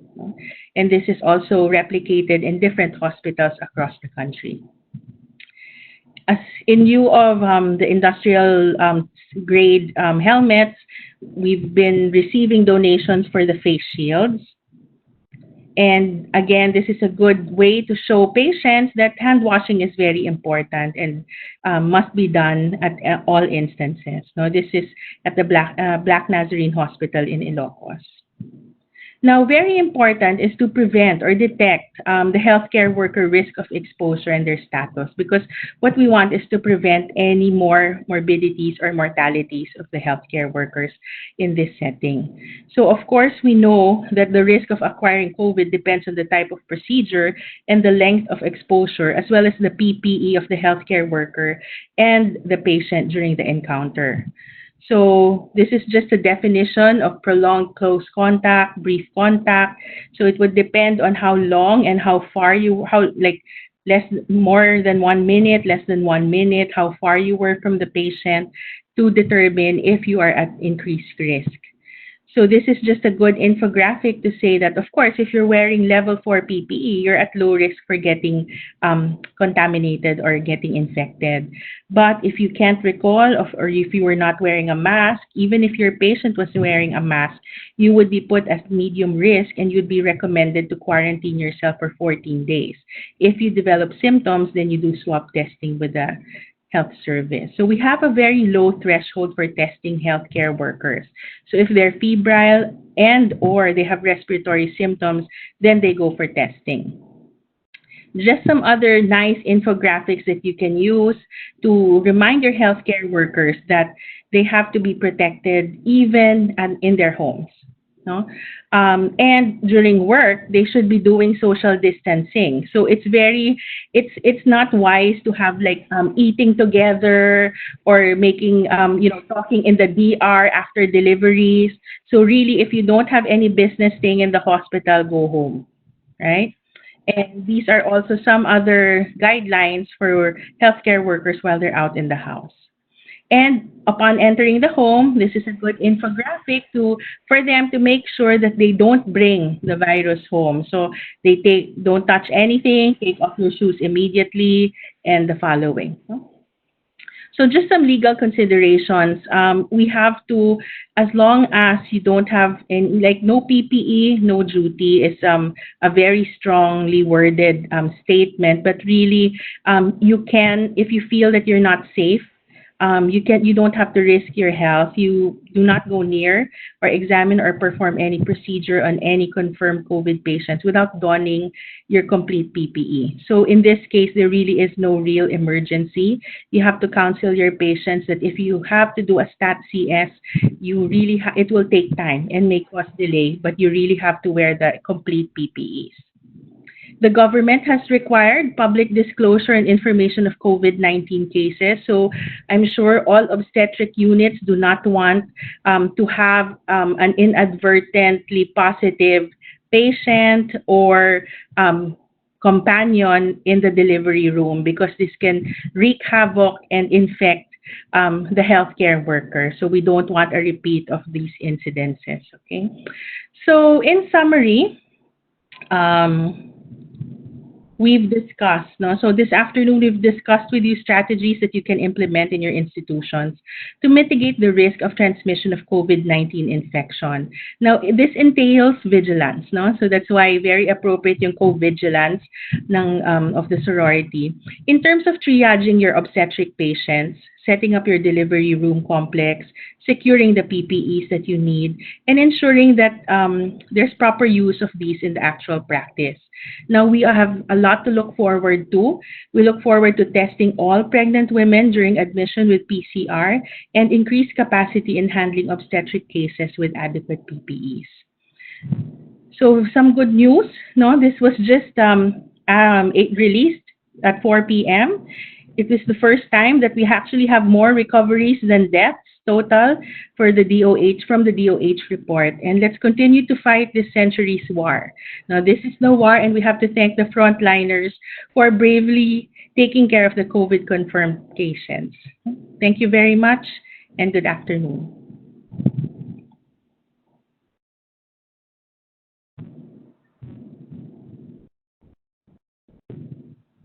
Stand. We now have close to 800 viewers from all over the Philippines, close to 200 for your WebEx, and 603 from Facebook Live. No? The floor is now open for questions from the audience.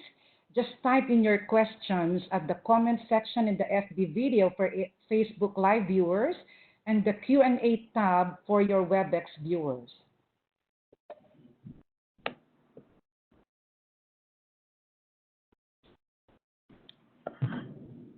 So there is a question here.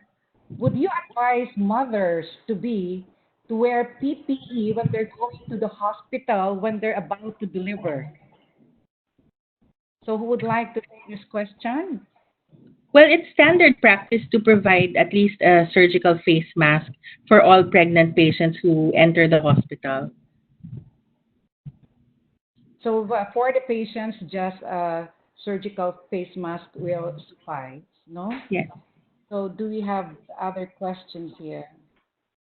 For Dr. Bravo, when a symptomatic patient comes to the OB admitting section, will you automatically swab?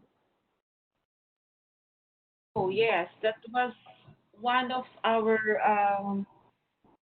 strategies to identify symptomatic infection. Remember, we do not have yet definite drugs to treat the infection. So at this stage, what we can only do is primary prevention, and we do not have yet the vaccine. So the most important thing now is doing isolation. So how can we identify asymptomatic carriers? We need to do the test. So in the ideal setting, we should screen everyone entering the delivery room, the labor room for the infection. And the ideal um, method, as we keep on mentioning, is the PCR test for coronavirus.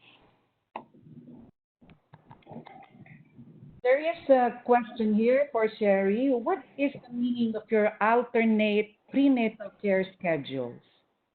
Yes, ma'am. Thank you for the question. So, if we follow the WHO, it's usually 8 visits.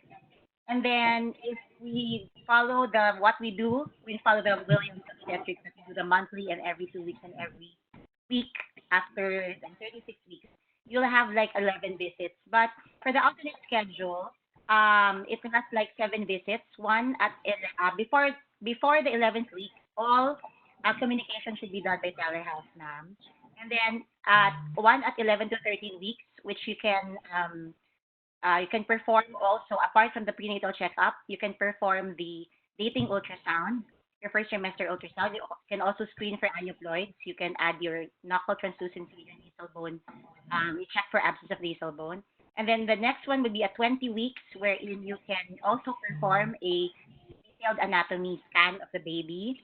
The next would be at 28 weeks, so that you can check you can give the vaccine, and then you can check also the laboratory tests that you've given in the first trimester, the results. And then the next one would be at 28, and then at 32, and that's at 36 weeks at term, and then at delivery, 37. So that would So be around 7 visits, months. so basically, we're doing like an alternate of a telemedicine and times that you really actually see the patient, Yes. right? Yeah. I There's a mentioned very the good face-to-face visits, ma'am. face-to-face. Yeah. Yes, ma'am. There's a very good suggestion here, but I don't know if it's fair to ask Angel about this because I know that she discussed the DR and the OR setup. There was a suggestion, sana naman, pati yung sa ating office. What is the ideal setup in our office, no? Mm. Okay, so we're talking about resuming clinics, right? So in the ideal setup, you have to use PPEs. Okay, first, the PPE that we would recommend is at least a level 2. This is what is being used by the sonologists who are holding clinic at the who are doing scans. At the same time, social distancing. So I think this was previously discussed by Sherry. So having one patient in the room at at one point in time, and then spacing them in benches outside. So Dr. Abalos, I'm sure your line will be very, very long. But I also, it's more of like scheduling them. So giving them like at least a 15, 20-minute interval and making sure they come on time. So these are some strategies that you can use. So the physician should wear level 2 PPEs, and also the patient should be wearing a surgical mask. But this is still up in the air as of now because we're still in extended quarantine. We'll review, and as previously mentioned by Sherry, do consider telemedicine because this is likely to be the new normal. Mm-hmm. Yeah, that's correct. Um, there is a little difference in the practice that you're doing in PGH in St. Luke's and the general recommendation as far as chest X-ray is concerned, no? Yes, And I believe that your reason is because of the asymptomatic population and the yes. inability to do your RT-PCR. Or is there any other thing that why this is adopted by both hospitals? Well, because recognizing that there is the risk of asymptomatic encountering asymptomatic COVID positive patients, we really, really have to find a way to detect who is really positive. So the RT-PCR, and if the gene expert by safety comes, it's 45 minutes. The turnaround time is faster, so this would be of value for patients who are laboring or who come in and have not been tested. It's easy for cesarean deliveries. You can actually advise your patients who are scheduled for elective CS to go in 2, 3 days before, get their swabs done, and that's a way you can triage your patients either to the COVID OR or the non-COVID OR. At any rate, you upgrade your PPEs in the meantime if you have no facility to do the RT-PCR yet. There's an interesting question here, but what protection should we wear when going on rounds for asymptomatic patients? But I don't know if asymptomatic and meaning positive or meaning a regular patient. The question is a little vague. Maybe what we can answer here is like for a regular patient, you're making your rounds. What PPE are you going to use? Because Sibyl, definitely for And asymptomatic COVID, we definitely have to use the same, even if they're asymptomatic, right? Yeah. So Sibyl, yeah. as we have mentioned, ideally you should identify the wards or the rooms that will be designated for COVID confirmed patients as well as those who are COVID negative. So ideally they should be at different floor levels so there would be no cross contamination among those who are doing the rounds. So if the patient is symptomatic but she is COVID confirmed, she's still a COVID patient. So all healthcare workers who are doing rounds at the COVID wards or COVID floors should be at least in level 3 PPE. Okay. There's a follow-up question here. Should you change your coveralls in between two consecutive surgeries or asymptomatic deliveries? I suspect what she means by asymptomatic deliveries are deliveries on COVID asymptomatic, COVID positive but asymptomatic patients. If Yes, you're, yeah, yes, yeah. Angel, the answer. Sige, go, Sibyl. Yes, you should, of course, change your PPE in between patients, especially when you're doing the operation, be it CS or vaginal delivery or curettage. You still have to change your full PPE in between patients, and you have to do your proper donning and doffing in between. Mhm. And for Cheryl, Yes, ma'am. I kindly give recommendations on the schedule of giving vaccines Ma'am, for in this quarantine period. Yeah. yes, Mm. ma'am. Ma'am, well, the influenza can be given at any age of gestation. So, pwede silang mamili, ma'am, between 11 to 13 or 20 or 28 and above. But for the Tdap, ma'am, the tetanus diphtheria pertussis, it's given after 28 weeks. So that's why they're made to come at 28 weeks. They're in the third trimester. And then the OGTT also is also released by then because we give it at 24 to 28 weeks. And then we can give it simultaneously with the vaccine. Kaya the patient will come once lang po Mm. Okay. at 28 weeks. Ma'am. Like to add pala, if you're sorry, ma'am, if you're doing just quick rounds on your patients, a level 3 PPE will do. But if you have to stay at the wards, let's say you're assigned to monitor the COVID patients at the ward or at the floors, and you will stay at least more than 4 hours, then you have to don level 4 PPE. So that's with the coverall or the bunny suit. Mm. Angel, you mentioned that blood can also be a means of, it can be potentially infectious, although not a very popular way of getting infected. But would you consider the use of boots as essential in both vaginal deliveries and cesarean deliveries? Or would you say that the use of foot cover will suffice? I think, ma'am, if it's recommended to have designated footwear for these patients, no. So boots, the clogs that would cover most of your feet would be ideal, no. Definitely not the open toe or what, because you can't, be too safe in terms of splashes in our practice. So I think boots would be a good idea, and in lieu of that, the clogs. Mhm. There's an interesting question from one of our CSES. Now, can you comment on the emergency purchase of the government for the rapid diagnostic test?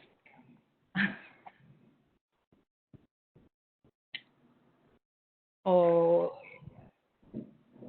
maybe Emergency purchase. here is yeah, like is there any utility? That's why the purchase was done. I mean, or maybe how can we use this rapid diagnostic test aside from what Sibyl mentioned earlier, more of epidemiologic studies? How can it help us? Well, maybe, ma'am, yeah, so more of monitoring and epidemiologic studies, I think. I had a discussion with Dr. Salvana about the use of the antibody test and X-ray in, way back, I think 2, 3, a week ago, which of course the evidence has, changed rapidly. It's very fluid. And he recommended that, for example, you do the antibody test, the rapid test, and if you're IgM positive, then you can proceed to do an X-ray.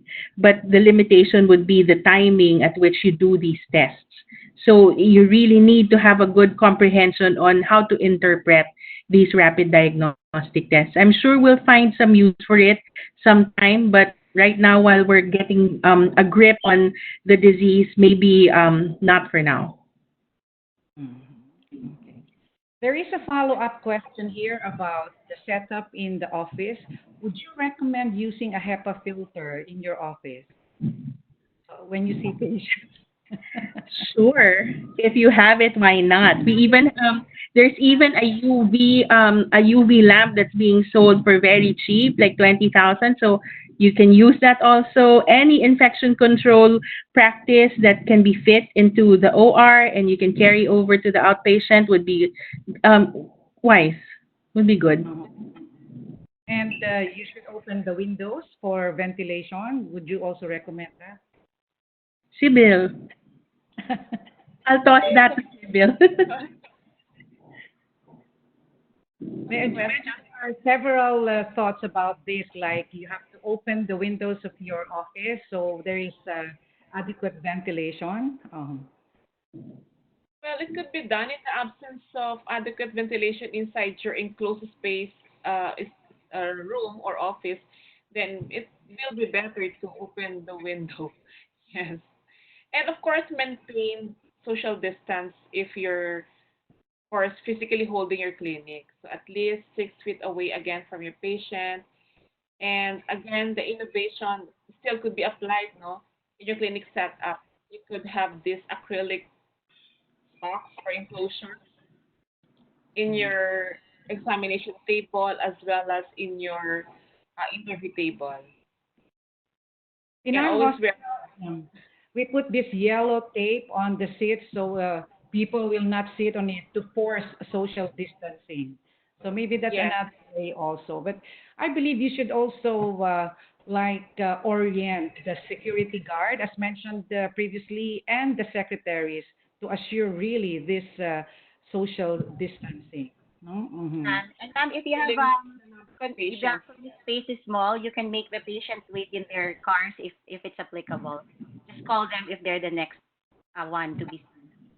Yeah, and I One who believe, Mary, you are. mentioned that scheduling is very important because at least if they're scheduled, then you can somehow see them one at a time. No? Just make sure you don't overshoot your 5 to 15 minutes. No, then so Yes. you don't have a lot of patients there. Oh, this is an interesting question. If you have a COVID positive patient, severe, do we await improvement before we induce labor? Or do we induce now to avoid progression to a critical level? I don't know the answer to this. Well, there can be two thoughts to that. You may want to terminate the pregnancy, as I've mentioned early on, for those who are going to the critical stage of the disease. Most likely, that would offer more benefit than any risk if you terminate the pregnancy at this stage when they're in severe stage of disease, rather than having to wait for progression into the critical stage. But of course, you have to weigh again the risk and benefits. Mhm. There are Yeah. no clear So studies. The ones that we have are experiences from China, Italy, and US. And as we have mentioned, only less than 5% of pregnant women will go into severe to critical stages of the disease. Mhm. So yes, it would really have to be a case to case basis, um, making sure that there's benefit in terminating early, the making sure that there's increased viability. I mean, survivability of the neonate and also maternal status. So we've been fortunate to take care of one patient who was desaturating early on, but when she was transferred to our institution with proper medications, we were able to tide her over, and now she's 30 weeks, twin gestation, and we're awaiting her repeat test. So there's an option to wait also. So because we had very, the babies were quite small at that time. So we'll see. We're monitoring. So we're fortunate. But there are some times that if the mother is decompensating, then you'd have to terminate, right? Because hypoxia can cause fetal distress. And so a good way to do this is actually ask the patients who are coming in critically ill to give advance directives. Planning, informed consent, and getting the family and the decision makers to giving them our options because they can rapidly deteriorate. Yes, ma'am. I agree with both Ma'am Angel and Ma'am Sybil. And also the Philippine Society of Maternal Fetal Medicine will be coming out with an interim update on labor and delivery, but we're just waiting for POGs to endorse as well. You will have another webinar, Sherry, to talk about Yun na. that. Most of you are leaders in your own hospitals, and I'm sure you will be asked some questions like, now we have deferred elective surgeries, so we don't overwhelm the healthcare system. When do you think is it a good time to start doing elective cases again? Go, Sibyl. Sabihan. Elective Sabihan. the most difficult question. I know you hold admin positions in your hospitals, yes. For my last slide, ma'am, di ba you saw kanina, we need really to flatten the curve. At the rate we're going, we haven't yet flattened the curve, but we have seen quite an improvement. No? But we are yet to reach the peak, I believe so. So as we cannot yet seeing, no? We are not yet seeing flattening or plateauing of the curve. I don't think we can start to entertain elective cases as of yet. My Yes. wild guess would be probably 3 to 4 months from now, ma'am.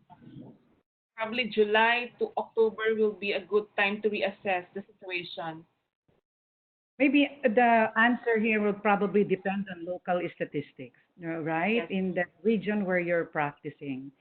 So I noticed also that we're always saying that cesarean section should be done for obstetric indications, but the case series that you have shown, Sibyl, a lot do undergo C-section.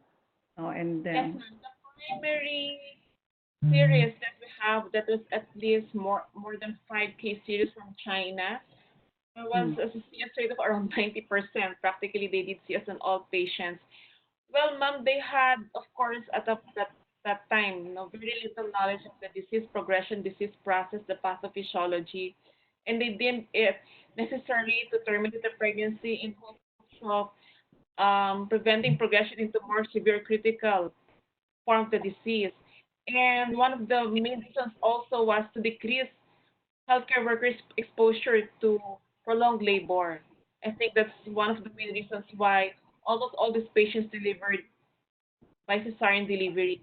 With our own local experience, we were able to deliver a severe period at that time, by vaginal delivery.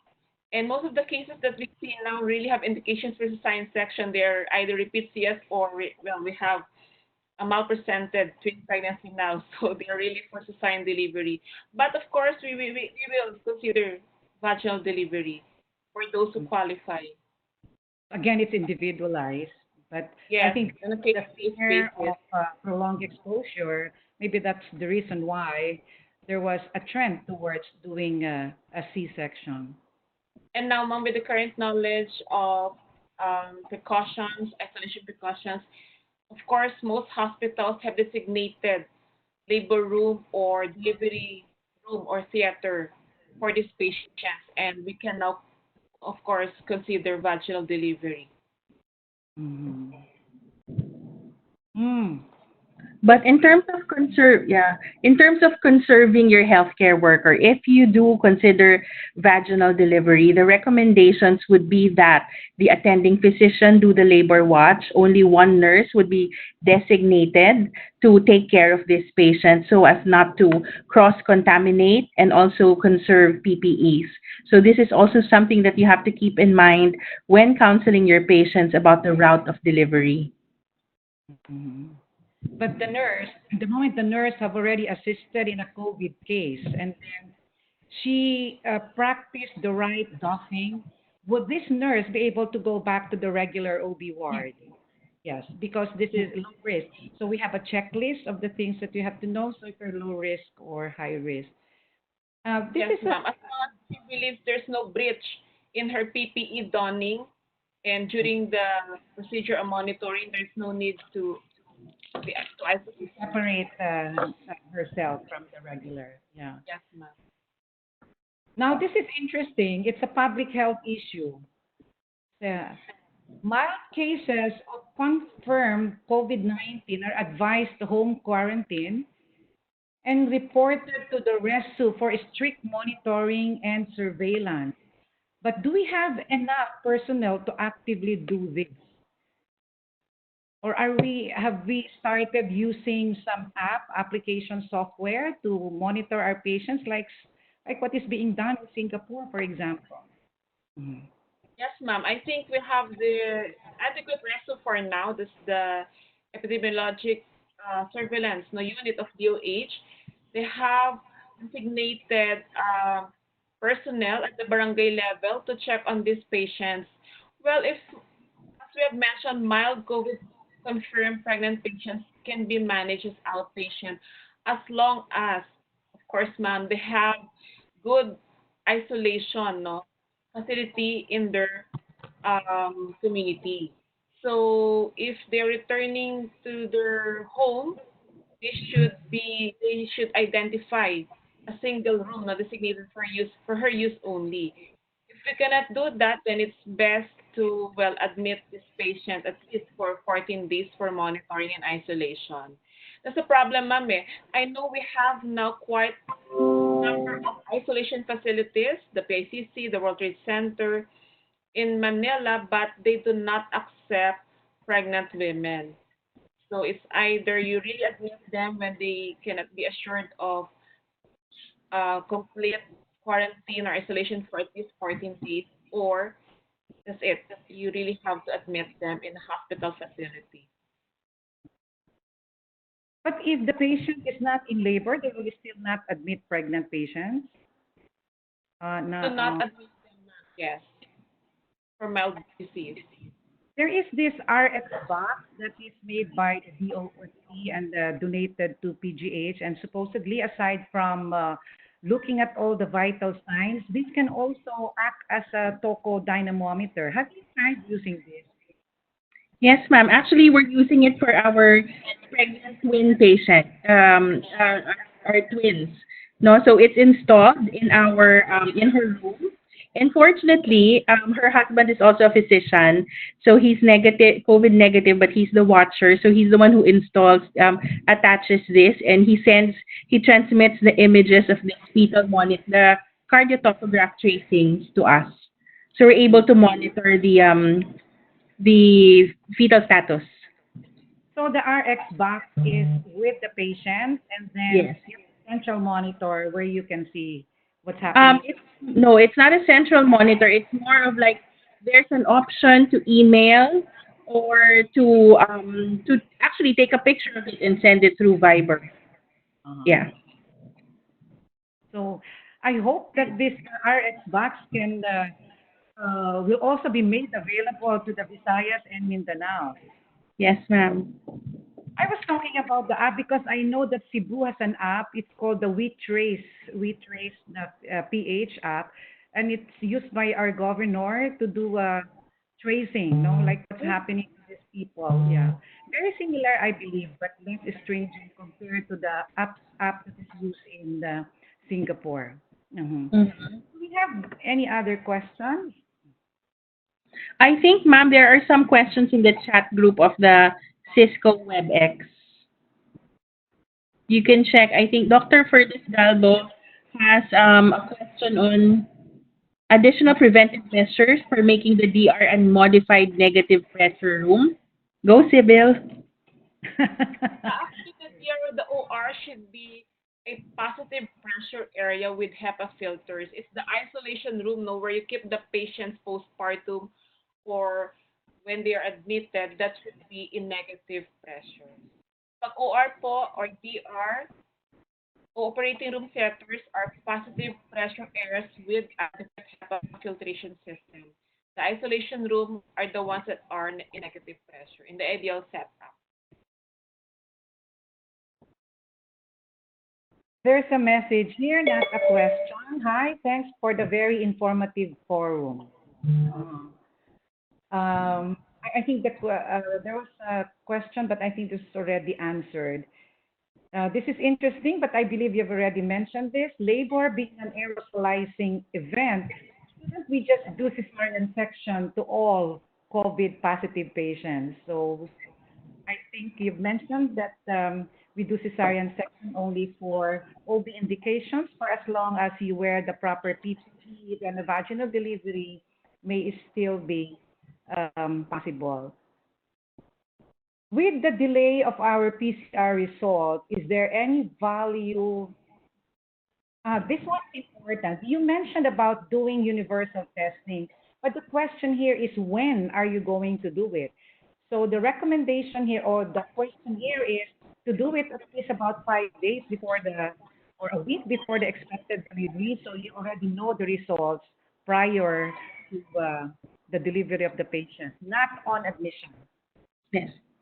Yes. Yes. So like I previously mentioned, if you're going to do a C-section, at least 2 to 7 days prior to your scheduled CS, then you recommend your patient to go for swab testing. Now it's going to be a bit tricky if the patient is for vaginal delivery. As such, we hope that the turnaround time would be decreased, and so that we can use the results in triaging your patients. So may 45 minutes, merong promise of 45 minutes na gene expert. So we'll see if that will be okay. That's going to be a real game changer, Angel. Okay. Yeah. No, I think it's almost 6 p.m. Now, I'd like to thank everyone again, Dr. Cheryl Suplido, Dr. Sibyl Bravo, and Dr. Angel Bandola, all excellent speakers. And of course, to all you out there, 800 viewers, for sending in your questions and for listening to us this afternoon. No? And as a short summary of what we have discussed for general outpatient care, telehealth is what Dr. Suplido have been recommending, and it's, I believe, already available in most part of the countries. And for this, you can do general advice. You can see the patient face to face with telehealth, and then there should be active COVID surveillance. I'm sorry. Active COVID surveillance. So every time patients must be asked questions about possibility of them being COVID, there should be active management of high risk conditions. And she has adequately discussed to us the alternate prenatal care schedules, no? And Dr. Sibyl have mentioned to us the importance of, let me wear my glasses. Sibyl mentioned to us the importance of universal testing and the importance of wearing your PPEs. And the guidelines were presented from the three organizations, the PSMFM, the PIDSOG, and the American Society for Maternal and Fetal Medicine. There are a lot of suggestions about intrapartum care. For diagnosis, there was a very strong recommendation for doing your RT-PCR for all cases. An antibody test should only be done in conjunction with your PCR. Chest X-ray and CT scan is not routinely recommended, but may be done in cases when your RT-PCR may not be routinely available. Arrival to the area is important in the management of a COVID patient. So the delivery team will be forewarned. There should be a COVID area, a COVID team, and donning and doffing should be simulated as often as can be. CS only for OB indications.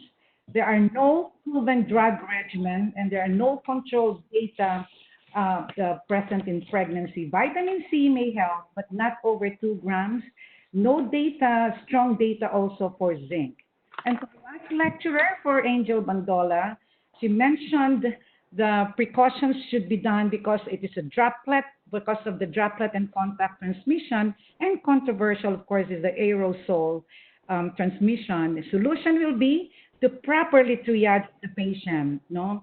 Number 2 is to wear the right PPE, but remember that PPEs will not protect us 100%. Okay? And to do a visual guide to your donning and doffing and to do proper decontamination of all the areas. And very important, and this is something that you have to sit down and discuss with your administration, will be the patient flow diagram from admission to the hospital to the DR and OR and back to your room. And I'd like to emphasize what she mentioned, no PPE, no duty. Not all superheroes wear capes. A lot of superheroes wear PPEs. PPE. Right? Do you agree with that? Okay. Agree. Okay. The Mu Sigma Phi sorority would like to thank our partners, the UP College of Medicine PGH, Department of Obstetrics and Gynecology, Philippine General Hospital, the UP College of Medicine, and the Mu Sigma Phi Foundation.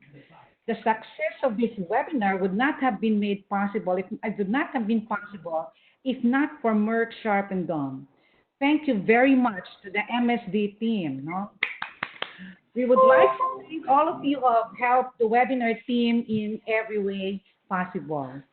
On behalf of the Mu Sigma Phi Medical Sorority Immunity Team, the UPPGH OB-GYN Department, we would like to thank all of you for your undying support.